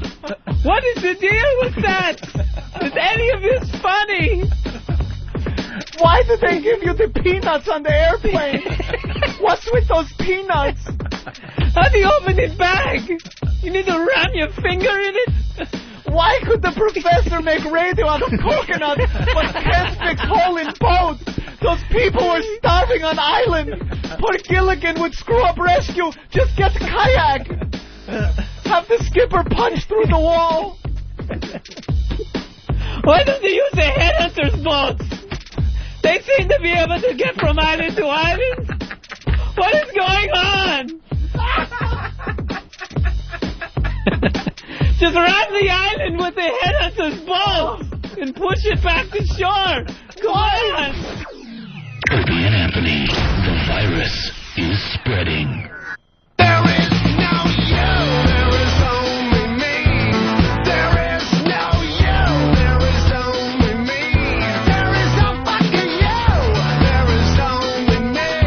There is no fucking you, there is only me. Oh, yeah. People calling me Anthony Combs from Hannity and Combs. I'm a big lib. He just questioned whether America is the greatest country. I never questioned whether America is the greatest country. I did as a goof. I absolutely know it is. It's But how do you know? Because I watch enough films of other countries and they stink. We're not allowed They're full to smoke of dirty people that barely ever shower. We're not allowed to smoke pot openly like you can in that other country there. Which called, one's that? Amsterdam. Amsterdam? Is that part of a country or That's is that a a city. town? Great. Just fucking with you. I think America's great. And then the second you bash Bush, I'm a lib. I could read 50 instant feedbacks that are coming in, and a lot of people using the capital letters it's on this thing. That means they're of yelling. how I'm a lib. It's about time people dislike you. Usually Anthony can do no wrong in this fucking show. It gets really frustrating. I've been at times. called a Bush zombie conservative asshole and the biggest liberal motherfucker commie. Like it's No, that's how it works nowadays. Yeah. It's like if whatever one point you're talking about that someone is discussing, if they're a Republican, you disagree. Oh, you're fucking liberal, or and like vice versa. You can't be like, hey, I kind of take it as it goes. Here's my lib thought in conclusion. My big lib thought. The end of your lib rant. Yeah. You know what I want? I want more troops over there in Iraq. I want more. And I'm not joking. I want more troops, more hardware over there. I would love a soldier on every square foot of that shithole so that when some guy comes in with a vest on with explosives, they could shoot him. You know why? It would end this shit a lot faster.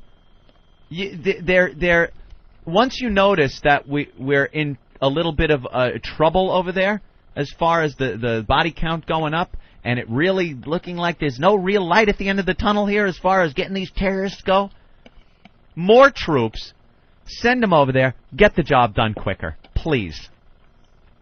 That's it. Oh, that's the real liberal thought, isn't it, to send more fucking people over there? Let's talk to a guy that was over there for a year. Todd. Right? Jesus. Hey, Todd. what's going on, guys? Hey. What's up? Hey, those people do not want us there at all. I spent a year in Afghanistan, a year in Iraq. They don't fucking want us there. No. And why you say that? Because they treat us like shit over there. They have no respect for what we're trying to do for them. I mean, I help build schools and churches, open up their shithole mosques for them, and try to get back on their feet. They have no fucking respect for what we try to do for them. You have to understand and maybe even have a taste of freedom before you can want it.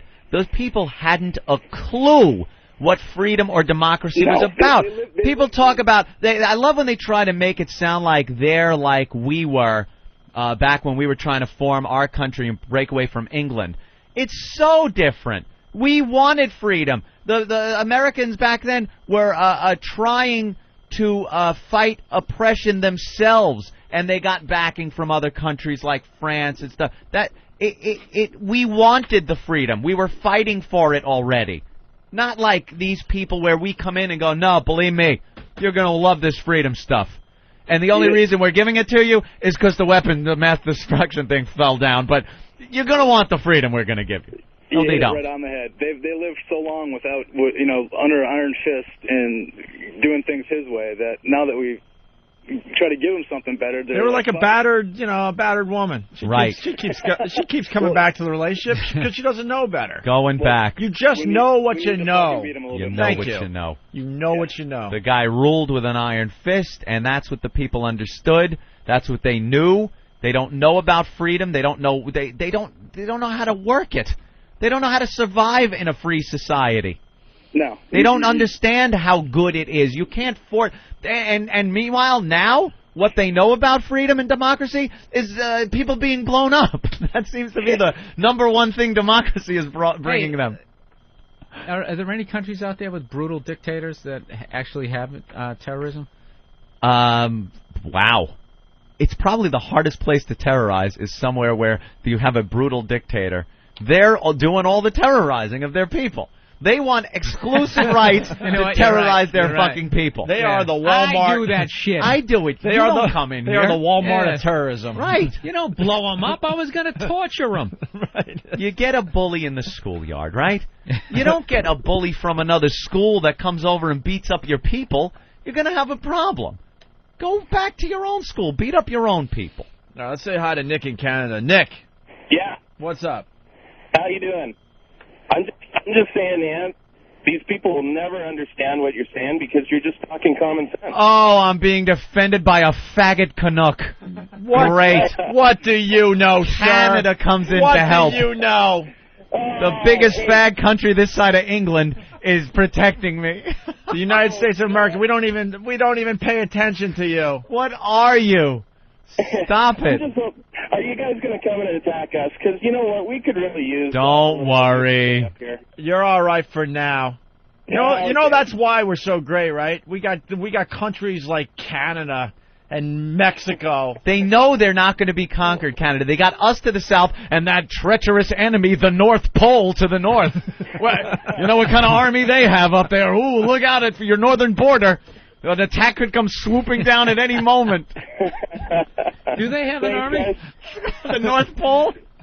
No, I'm saying Canadians. Canadians? Just mounted I police? just picture Dudley Do-Right. Anytime I picture anybody of authority, it's like, And they're always just trying to save a girl tied to train tracks.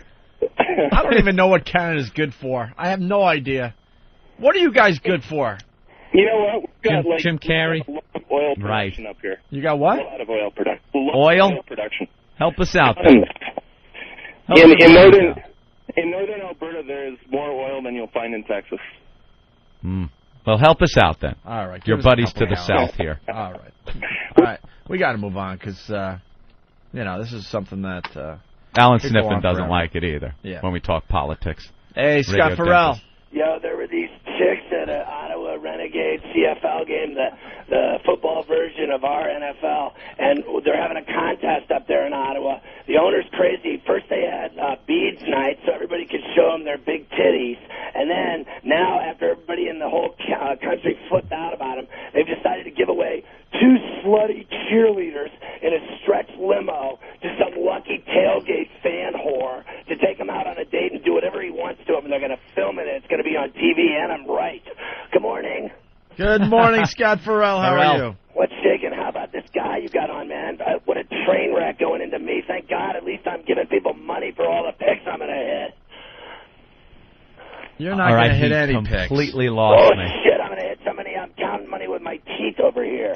All right, let's start with baseball. What's your thoughts on baseball? Well, last night I was losing weight watching that game. I mean, It was one-sip Oreos. They blow to begin with. The only thing they got there is good crab cakes. But all of a sudden, an A-Rod came up and pimped one out.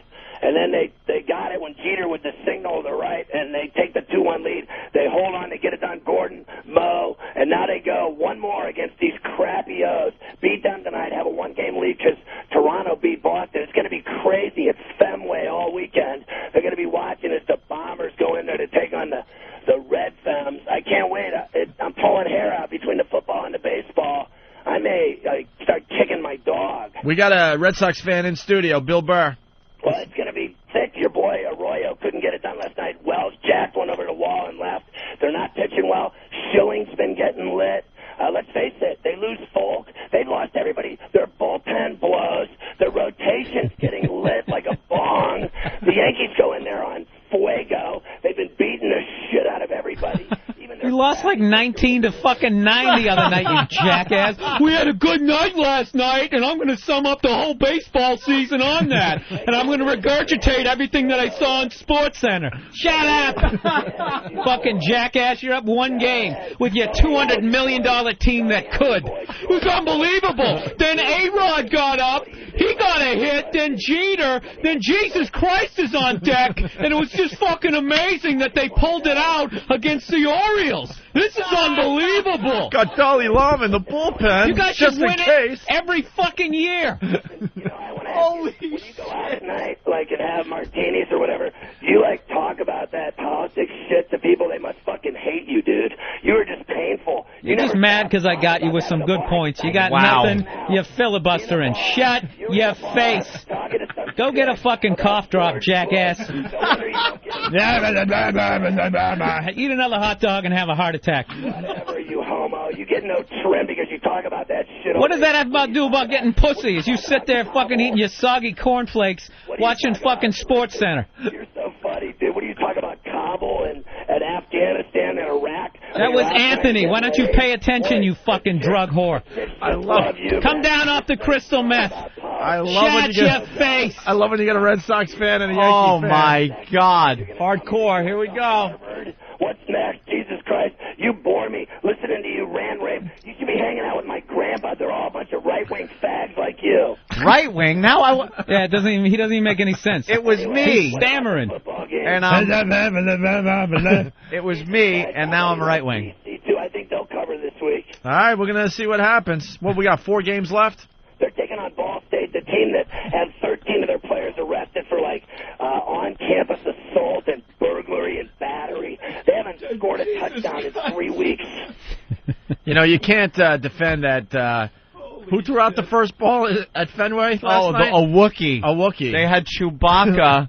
That was a little rough, Bill. You got to admit. Throwing out horrible. The first pitch. And you know what? He is absolutely. We have no pitcher, man. We are in trouble. Just kept him on the mound. It's really not the same team as it was last year. Boston was great last year, and Big Poppy's great. They're so down, but they haven't been getting pitching lately. That's been their biggest headache. They're eating Tums and Maalox. They drink it instead. Why would you eat Tums if you had a headache? Schilling got lit up the other This night. guy, he's just going. Listen, Bill. Hold on, Pharrell. Hold on. I want to see Bill defend that Chewbacca threw out the first pitch at the Red Sox game last night. I can't. It's fucking horrendous. And what does it say? What does the headline say? It's awful. It says, "Now hair this." Oh. Hold on. Yeah, but you know what? Nothing's worse than that bald dude with the big ears that sings "God Bless America." He does that verse that no one gives a fuck about. Yeah. Like 20 minutes before, it's like, dude, get to the hook. You're singing a hit. How about Wrigley? It's so depressing. They got Jeff Gordon, calls it Wrigley Stadium, and they got everybody every night. I don't know who's next. Are they going to let me sing the anthem? Christ, they do the 7th inning stretch in Wrigley now, and they'll have anyone on. I mean, it doesn't matter. You could have murdered somebody, and they'll let you sing in the 7th in Chicago. All right, here we go. So Chewbacca throws out the first pitch, and the headline is, "Now hair this." No, that's not Johnny Damon. Oh, I get it. Because the hair. Dude, you know what would have happened to that dude if they ever tried to do that in Philly? Oh my God, batteries to Philadelphia the is head. the greatest. The greatest sports city. No, their I'm fans. starting to think. Their fans. They make Boston fans look. They're civilized. Yeah, they threw snowballs at Santa Claus. Anytime they try to do some sort of musical interlude during halftime, you get fucking booed. You see when they booed Destiny's Child at the fucking NBA Finals? They were singing like Bootylicious, and the Sixers are down 12 points, and the whole crowd's like, "What the fuck is this?" And they're like, "Da-da-da-da, Bootylicious," and they're like, and everybody's like, "Boo!" It was awesome. It's fucking awesome. They would rape the Virgin Mary. Yeah, they're brutal. They're evil. They had a prison at the old, stadium that the Eagles used to play in. The vet. They used to have the prison underneath the stadium. You go to the game. If you're too hammered, like Pharrell at a game, they throw you in. You spend the night underneath the stadium in a holding cell. What could be worse? Holy shit! You're losing your voice, buddy. I never lose my voice. So what happened on Adam Corolla the other night? We haven't gotten to the bottom of that story yet. I have no idea. Oh wait, this isn't Stevo. It's Scott Pharrell. Yeah, same voice. I haven't seen that dude in 5 years, 6 years since I lived out there. Hey, I know he fired Eatman. dude, here's the deal. What do you think? What do you think of the Jets? How do you like that for breakfast? What do you think of the Jets? I think the Jets blow, but they hired Vinnie. The fact of the matter is, Bollinger's dead meat in Baltimore this week. I can't see him doing anything. He's never thrown a pass in a regular season game. Even Vinnie can't get the book down that quick. They're going to have their problems against the Ravens defense there for sure in Baltimore. And bettors are all over it in Vegas. They're running to the window. I swear to God, they'll even date fat chicks. And they're taking the over 31. A lot of people think that just because Bollinger's in, they're not going to score at all. I still think the Ravens are going to score 31. Guy makes me want to bet. I know. I want to bet on that Jet game. Are you?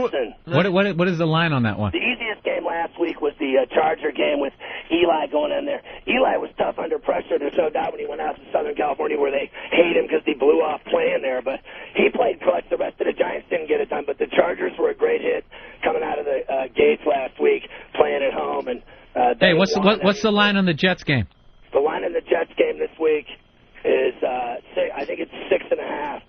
Well, the spread's 7 now. It's moved. The Jets are getting 7. Everybody's jumping on Baltimore because the kid Bollinger's going to play. If Vinny came in, honestly, his legs are as weak as mine. They called him up. He was taking his kids to breakfast to school. He was in the SUV when they called him to get the kids. It's so true. The best he could say during the press conference is that he's been throwing the ball twice a week. And Bill brought up a great point. It was probably a Nerf ball in the backyard with his son. He got $1 million to play, and I'll bet this. He's playing horseshoes. When he signed was my mother-in-law saying she still wanted to do him. Man. All the old ladies love Vinny in New York. They love him. He could throw 5 interceptions. They'd still have him over for dinner. Any other games you like this week? Yeah, there's a bunch of them. I finally think the Saints are going to cover at home. They're going to win their first game. They're playing. Wait, where's home though for them now? Buffalo sucks at home and on the road. Forget about them. I like Jacksonville at home. They play great defense. I like the under in that game against Denver. Jake Plummer looks like he does like mushrooms and smokes kind buds. But with that beard of his, bro, take a shave. You look like shit. Tampa Bay at home with Detroit. That's going to be wild. Buccaneers, if they can stay unbeaten, that'll be crazy. I really like Cincinnati against Houston. Houston doesn't win on the road. They'll win on the road. They'll win in Nashville. I like Philly to do well in Kansas City. I'll take New England at home again. They just don't lose. They beat the Steelers. They're going to beat San Diego. Seattle, Washington. Yeah, respect. I'm going Skins at home. Seattle's too big of a trip. It's going to be a great game, though. I like the under 36.5 in that one. I like the Rams and the number in Big Blue Country against the Giants, G-Men, and the Meadowlands. Over the 46. That thing will be a crazy game. Go over to 46. You let him go, he's going to start talking about ping pong. I like Dooku Kim versus China Wang. Minnesota, Atlanta. I like the Falcons always at home. And Minnesota coming This battle's been on fuego. Mexican house, San Fran and Arizona there. I like Arizona to win. And you know, his voice is so loud in his head. Yeah. All right, Scott. Wow. Very impressive, obviously, but I got to ask you the question. Are you up or down with your gambling? Dude, I'm up heavy. Everybody knows. Check out my college action, the show I do on Fox and XM 142 on Saturdays for 3 hours. All we do is spreads and totals, and people get horny listening to it. We do every game. If there's 30 on the board, we do the spread and the total. So we do essentially 60 bets a week in college. On Saturdays, we do every spread and total in pro football on Sundays. All right. Same thing in the mornings. It's great. Heavy gambling and All right. heavy petting. Where are we at as far as giving you a golden ticket for this fine channel? Dude, just if they put me on every week with you to do these picks, we'll see where it goes. I told you they're too soft. I know they take all my action, though. And I know Straley's afraid of the Yankees coming into Fenway. And I don't even think Elo's ever been to a baseball game. I think he was at the All-Star game this year getting really hammered. All my buddies went to the Oriole game the other night, that 17-9 shellacking. Yeah. Sheffield hit like 8 home runs in the game. Yankees win tonight. They go into Boston with a 1-game lead. 3 games. I'm going to be chewing my nails all weekend. I'll talk to you freaks next week. It's going to be brutal. All right, we'll talk hockey next time, all right? Kick ass, elbows up. All right, Scott Farrell, everyone. This weekend is going to be so brutal. You know what it is about? I got no fucking clue which way it's. Yeah, because I think Yankees pitching staff isn't exactly. But they got Manny. But our relief pitcher Keith Folk is done for the year. We're fucked. Dude. So it's gonna. I think it's gonna be like a. Dude, the whole thing's fixed. It's all rigged. It comes down to this. Come on. Dude, why are you fucking telling me there's no Santa Claus? I'm getting all worked up. Wow, are you a Sox fan? I just love how he came alive and ripped into Farrell. That's the reality of it. Oh, I know. Hardcore fans absolutely hate each other. Oh. No, but you know what? I don't hate that guy. Not hate him personally, but you hate what he stands for. You know. I understand. $1 million team. I don't could. That was He's from New York. He likes fucking the Yankees. I respect that, but I mean, funny. I'm not going to listen to him trash the Red Sox. Dude, that was a great rant. In the same way, vice versa. Great rant. And Jesus is on deck. Oh, that is so goddamn That was a funny. great rant. Because A-Rod and Jeter. Right. Yeah, that's why in the post they were like, "Yeah, the Red Sox fucked up, not putting away the Yankees." How you gonna put them away? All those fucking guys they got, and they're playing the Royals and the fucking Tigers. You got some 8-year-old with a cold batting third. You're gonna rack up the wins. I mean, you're gonna be in there. They're on fuego. That was the best line. Fuego. On fuego. Love that. All right. Very good. That guy's hilarious, though, man. When he gets going, he doesn't even make Oh any my sense. God! I don't know. He what has such a headache. They're eating Tums. I guess maybe that is such a fucking headache. You're using the wrong shit. All I hear is like states and stuff. You got California, the Sunshine State. They got great wine there. The beaches are fantastic. He doesn't mention sports anymore. He like lost me. It's not even sports related anymore. The moon, I love it. They play. We landed there in '69. He's like, what? The moon? Is there like sports on the Division III teams? Emerson College is playing. Take Emerson and the points. What? PS 142, their wrestling team is headed over to PS 88. I really think they got a great wrestling squad this year.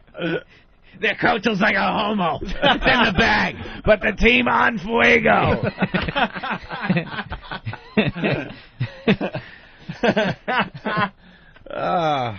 You gotta love Pharrell, Right man. on. You want to take a quick break and get into Taradise? Let us. Let's do that next. Let's see how this Can I comes have the paper out. towels? All right. They're right there. All right, here we go. I got a break.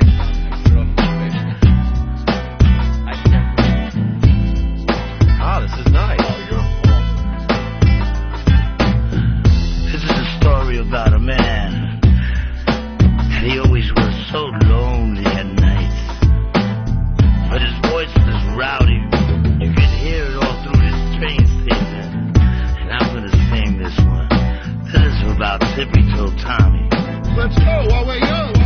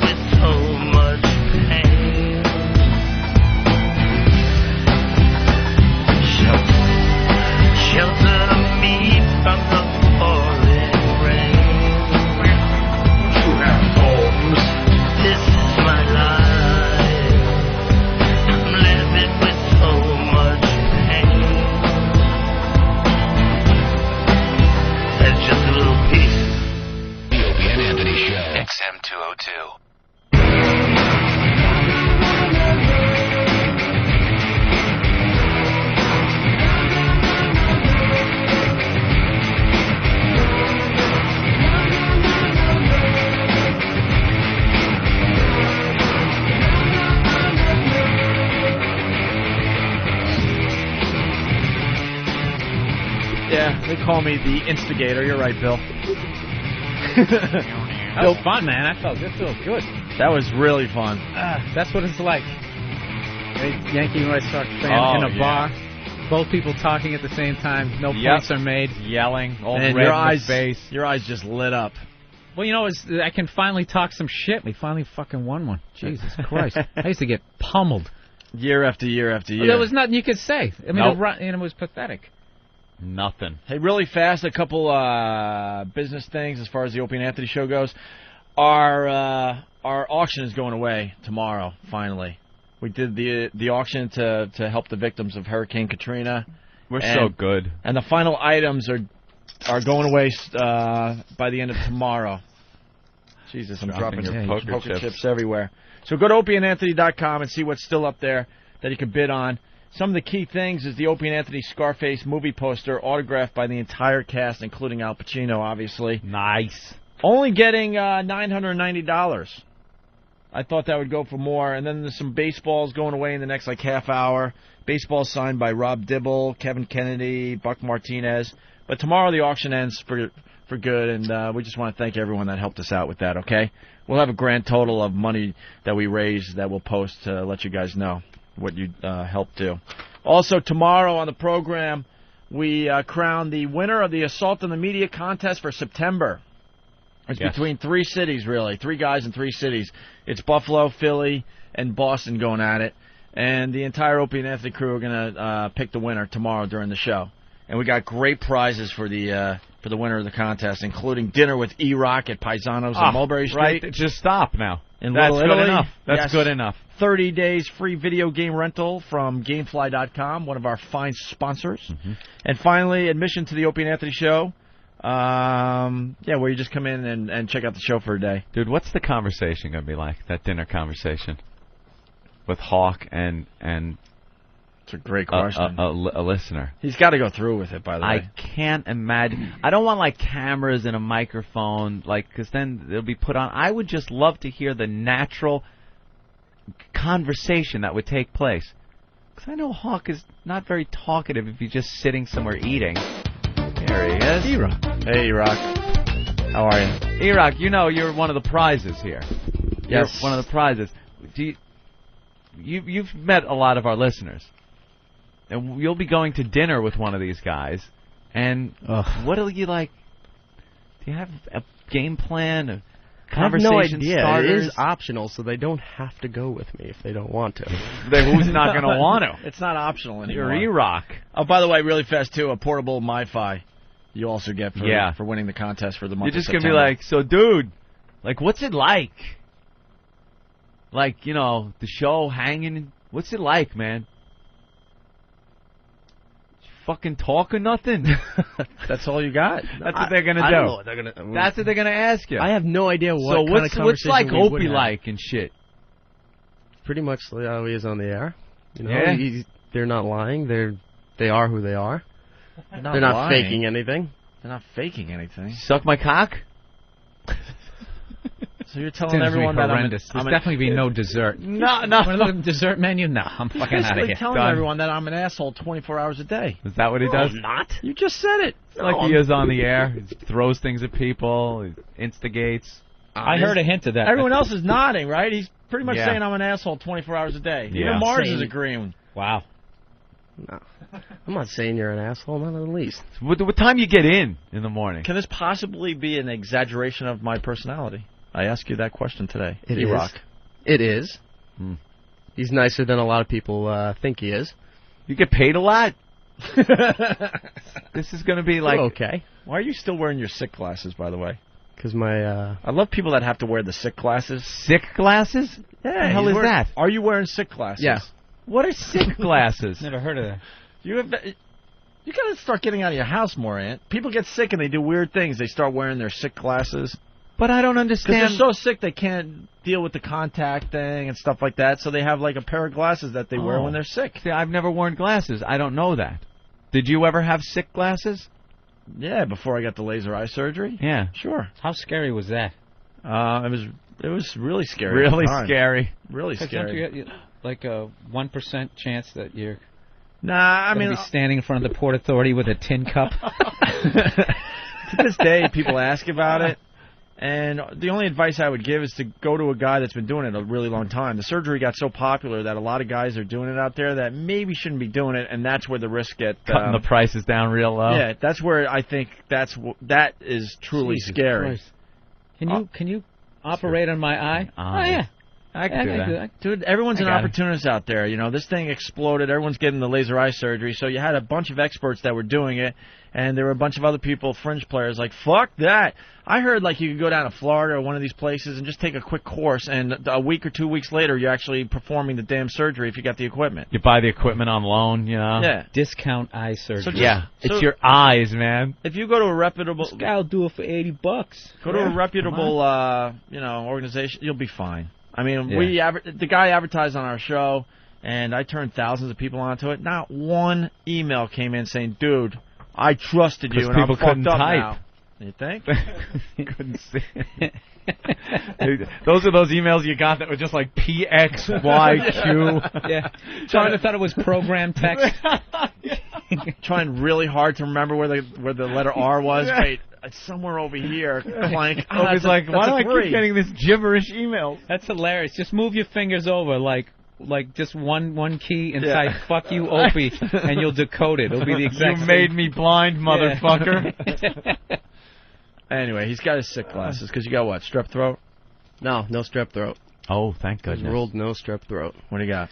Just a regular sore throat. Sore and throat. Congestion. Tonsillitis. Congested. Nope. Very, very sickly.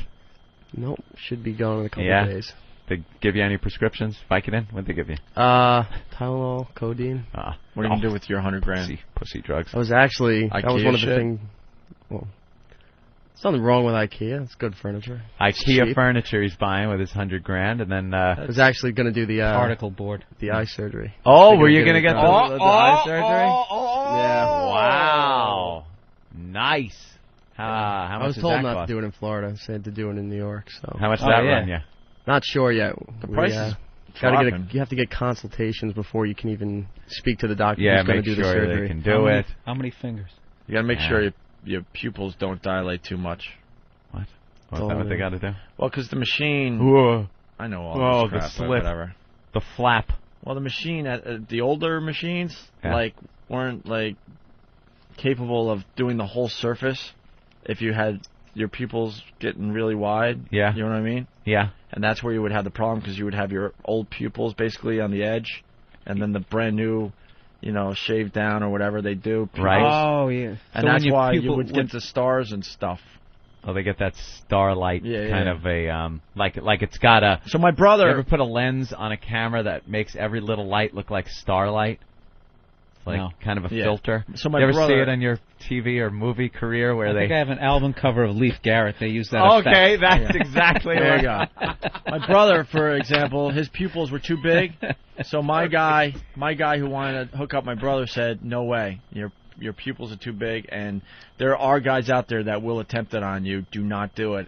But then he said there was a new machine coming out that would take care of his problem as well. They seem to keep having these new procedures. What And about he the ended bladeless one? He ended up getting it done, and he's fine. What about the one where you don't need the flap anymore? I hear there's like a bladeless one. Oh, really? Because that seems to be the one that really makes people that move. They got to slit the front of your eye. Like a deli slicer, Like basically. a deli slicer, but a little of the top is still attached to something. Yeah. And then flip up what they just slit. And then zap, and zap, then zap, zap, zap. Tick, tick, tick, tick, tick, tick, tick, tick, tick. They zap it For with seconds, the laser by the way. in there. Yeah, and then flip the flap For how back long? down. Maybe, it's been a while, maybe 30 seconds per eye, I'm thinking. And you No go more. blind. And you're awake during this whole thing. Yeah, they hook you up with some nice Valium. When they flip when they slit and flip, you go blind in that eye. Your eyes open, Oh, but yeah, you yeah. can't see because you need that to all see. of a sudden, you're seeing perfectly, and they lift the flap up, and all of a sudden you see just really big, distorted, I don't know. Oh, my God. Shapes. And then really tick, distorted. Tick, tick, tick, tick, and then they also, flap the the thing doctor's back down. just a big, square. Oh, yeah. It's creepy as My shit. grandmother's 97, and she got it 4 years ago when she was 90. Shitting She me? still drives. Get out of here. Yeah. Wow. Still drives. Nice. Holy shit. Alrighty, Rock. So tomorrow we will announce the winner of the Assault on the Media contest for September, and then we start the contest right up for October, right? Yeah. And the prizes hopefully will get even bigger for October. We'll have the list of prizes for the October contest soon. And there he goes. He kind of delays a little and kind of walks toward the door and then stops, like he's hoping to get close to the door before his music kicks in. Yeah.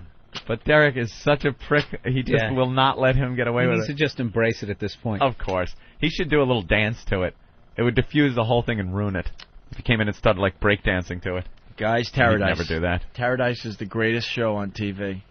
Taradise. See, if we had a TV pitch like this, we would be on A&E at this point. How would the pitch go? Okay, drunk whore. We got this drunk whore. Think drunk whore Meets. around the world. Yeah.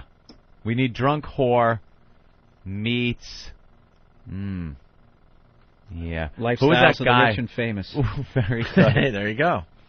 I was thinking that other more obscure show of that guy that just goes around the world and stops. Branson? Champagne wishes, caviar jazz. Champagne wishes, caviar jazz. But anyway, give me another drink. I think this was like the latest Rolling Stone magazine or something. They talked to good old Tara Reid, who's just a drunken whore. This is the last hurrah for her. Yeah. This is how it ends for Tara Reid, by the way. Taradise is like the Citizen Kane of trashy late-night basic cable party shows. An e-tour of the horrible, fabulous life of Tara Reid. Who's Citizen Kane? The star of Body Shots sloshes around the world, boozing it up in Monte Carlo, stumbling on yachts in St. Troy, slurring, "I need to get some ass," or "I think Sardinia is Taradise." Taradise. Taradise is full of precious moments with Tara as a goodwill ambassador spreading her loving arms around the globe. When somebody mentions the London terrorist bombings, Tara steps right up. And this is what she had to say about that. Does. If all the mean people want to be mean to each other, buy a country together and just blow each other up. Then there'd be no terrorists left. But, don't kill innocent people for no reason. It's not fair. It makes me sad. Can you imagine trying to, my God. maintain an erection as you're talking, you got her back to her apartment, babbling. I'm going to bang this girl, and she's like, yeah, they should do about terrorism. It's awful. Have to buy an island all together, and they can all get on it. What we're going to do is get Al-Qaeda on one island. It's what we're going to do is get them all together, and they'll blow each other up. That's what they're going to do. I believe I heard one of my advisors said this. Was it one of my advisors? We're going to get them. We're going to put them on an island and blow it, and then all the evil will be gone in the world. Where did I hear that? It was either advisor or Taradise. Which one was it? I can't recall.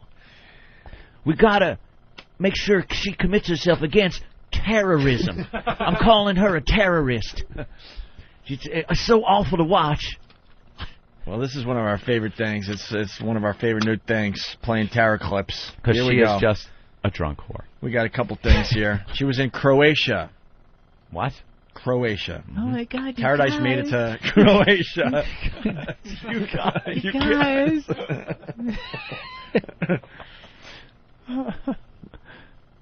There's these Brazilian dancers and belly dancers, and people were doing these bongo things, and all of a sudden, we're dancing and having a great time.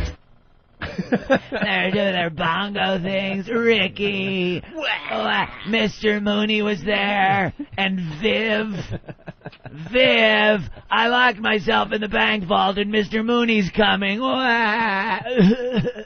I like how she doesn't even, everything's just a thing. You just get basically the word of what it is. Bongo thing. And then Space Shuttle took out doing this space thing. Hey, who wrote this? You, Nathaniel? It was like, wow. He drove around. It was like in a wheel thing with a motor thing. And it took us to this party thing. Oh. The next clip, Anthony, Nathaniel wrote, Tara bores America with a story. That's the that was the pitch. That was the pitch for the show. That's the side of the bus. When I first got here in Croatia, the beginning part was all work. I had to do a huge photo shoot for the cover of FHM. So we went to this little island. It was about an hour and a half boat ride to get to where we had to get to. On the way there, they did my hair, and then we did my makeup, and we picked out what clothes we were doing. So the time we got there, everything was already set up. And I was a little nervous. I was in all bikinis. I was like, oh, God, I hope I look okay. But I saw the pictures, and I think it's going to come out pretty good. This is why they're sending her around the world. Yeah. This is why she is on an aircraft going to different places in the world, so she can get on a boat and have her makeup done and tell everybody about it. And I've been waiting years for TV to get to this point. Really? Trainwreck TV. You're just going to see more and more of this crap now. You know, they've said about reality programs that there's no redeeming value or quality to any of these shows. This truly offers nothing. This show offers abso-fucking-lutely nothing to the viewer. They even edit it to just making fun of how fucking awful she is. Yeah, you heard them clip something out of there. Of course. Tara Reid quotes, where do we get this from? Travis just handed this in. These are actual Tara Reid quotes. But At the end of a movie, all my outfits are missing. They even call Tara, those are $700 shoes. What are they going to do, search my house? So I guess she was pilfering from her wardrobe? Yeah. All her stories, the listeners just in panic, oh my God, it's my turn. Yeah, I have to say something. That just ends mid-idea. She's talking about what is this? I don't like the typical good-looking guy. I know this sounds ridiculous, but I like a guy with love handles. When he doesn't care 100% about his body, I don't have to obsess about mine. I hate washboard stomachs. It does not turn me on. Wow. Well, seeing some of her shots in the bikini, I could see why. If the guy doesn't look good, she doesn't have to look good. Did you see those stomach shots? You got to read the next one. I hate being tickled. Sure, it makes me laugh, but when I get tickled, I get pissed off. I'm like a monkey when I get tickled. Woohoo! And they spelled out woohoo. Woohoo, Robin. Tell him, Fred. Tell him, Fred. The chocolate's coming faster down the conveyor belt than I can put it in the box. Do the Bloody Mary. You just got to go down. These are just amazing. I just started making Bloody Marys. I always thought they looked gross, and then I tasted one. There's an art to it, from the Tabasco to the Worcestershire. It's like an art. From the Tabasco to... Indeed, Tara, there is truly an art to it. By the way, people, this is real. Yeah. These are real quotes. I know we're really good at making fun of shit. This is real stuff that we're just reading. I like when a guy makes me feel like a woman and a little girl at the same time. All at the same time. Hey there, princess, suck my dick.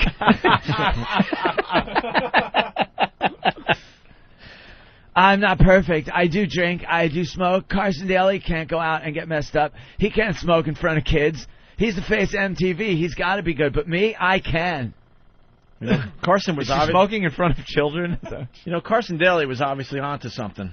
Yeah. Because a lot of people are like, why are you dumping this piece of ass? Because there was a time she was pretty hot. She was a catch. I guess he saw the signs early. Does she just go down to Chuck E. Cheese and start smoking? Get out of the fucking ball pit, you little cocksuckers. Try this. It's cattle non-filter. Do the last one about slasher movies. Slasher movies are fun. You watch yourself get chopped to pieces, yet you're still alive. You see blood on the axe and think, holy shit, this is sick. But you kind of get over your fear of death. Your fear of fake death. She gets over her fear of fake death. What a boob. What a complete boob this girl is. All right, here's more from Taradise. Tara saying cheers in multiple languages.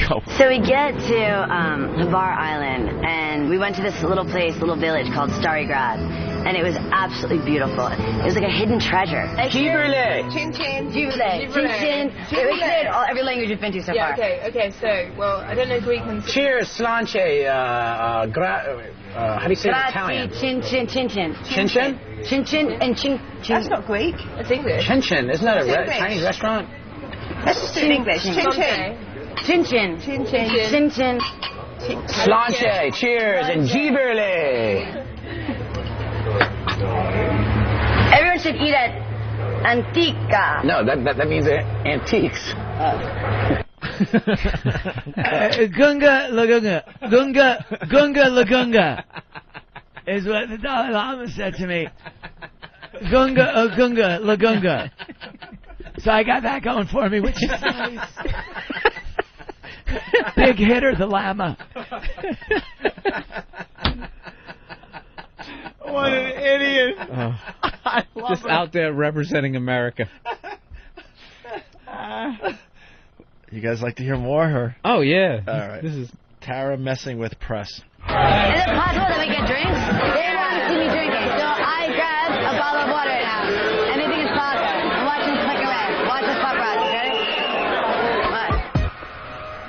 And we finally clear everyone out, and we're dancing on the tables, and everyone's going crazy when we dance on the tables, and they start dancing on the tables. Someone on the table? What happened? Something about a table. Something a table. How annoyed would you be? You were next to a table. You're You're sitting at a table. You're just trying to have some fun, and here's some drunk whore Tara Reid dancing on your fucking table. But we're watching. You'd have to throw something at her head. Love the train wreck shit. Love it. Dancing on the table. You know where the gate was when we walked in, the bridge? Is it true, or is it just like in movies? Was there like crocodiles and stuff in there? If you got in, like you got pushed in, you get killed? No, never. We don't have crocodiles. You hear that? Where were they?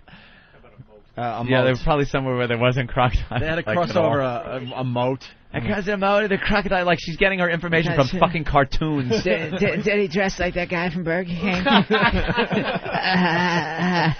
Fucking retard. Is there a moat? In the moat, and you got to get across it on a little raft with a sail, and you take a fan up, and you plug the fan in and blow it on the sail, and you go across the moat, and then you get a big barrel of TNT and put it by the gate, and then you go back and light it, but the rabbit already lit it while you were rocking backwards, and then it blows you up, and then you got to go all the way back to the ship and get another match. And you try to light the big pot with the rabbit in it, but the rabbit blows it out, and you got to go back. And even a kid knows, why didn't he bring more than just one match? Because he keeps going back for the match. What do you do when the dragon shows up? The car starts breathing fire, and you're like, whoa. You know, and you go, raise the drawbridge, and like the dragon's coming, and you raise the drawbridge. And we danced on the tables. And then you get over your fear of death because it's like, real, but a dragon doesn't exist. I was like, wow. And I went into the powder room, and I thought it was gunpowder, but all of a sudden it turned into like there were mirrors and powder in there. I like sucking the cock of a fat guy because I don't like a washboard meal. It makes me feel better about myself. This is just endless. So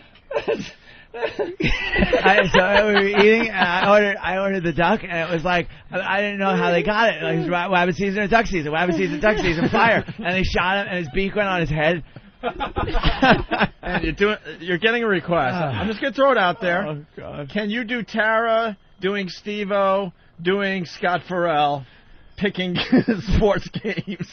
We had 3 things on the show today that sound very similar. And it's all the same thing. It really is. Jesus Christ, I love this show. Let's go with more clips here. You know where the gate was when we walked in, the bridge? Is it true, or is it just like in movies? Was there like crocodiles and stuff in there? If you got in, like you got pushed in, you get killed? No, never. We don't have crocodiles. No, you idiot. You hear the song. But she's literally laughing like, yeah, I know, I'm an idiot. Just give the information. All right, here's a new clip. Peter had an amazing voice, and he's very sexy. You know, he's a good-looking guy, and singing Croatian. A guy singing Croatian to me with beautiful face. I mean, it's pretty cool. I was like this. I was in awe. Isn't that cute? So are we. Yeah. Jets around, eat travel Taradise. She requested a separate room. At a hotel? At a hotel for her shoes. Which cost an additional $3,700 a night. That sounds like one of those publicity things. That's just dumb diva shit. That means nothing. All right, here we go. She's described as the female Joe Cocker Oh, no. What? Go get a Joe Cocker song ready, Derek. Why? So I sang back to him, but God only knows what I sang. I don't even know what I was doing. You were retarded. I hope they don't show that. Okay. I can't sing anymore. My voice is broken. No, it's broken. Like I told her, she sounds like a female Joe Cocker. Joe Cocker. I get by with a little help from my friends. I'm feeling all right. Oh my God, you guys, I'm singing. Where's my shoe?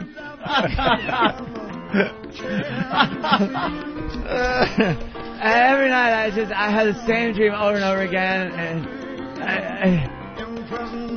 in prison, by the way, I could have been I left you on my own. So it seems. Get to the hook, guys. There's too many words. So why do songs have to be so wordy? All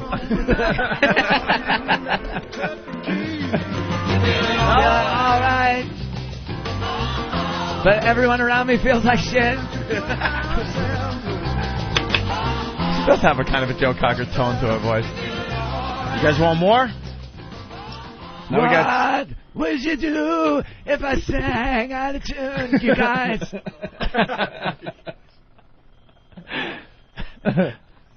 Yeah, we got any more? Sure. Yeah. Love the Tara. All right, she's in Sardinia. Where's that? I have no idea. Is that where they put the little fish in the cans? You got to open with a key. I hate Sardinia. Where is it? It's off Italy. Off Italy. Thank you. Italy.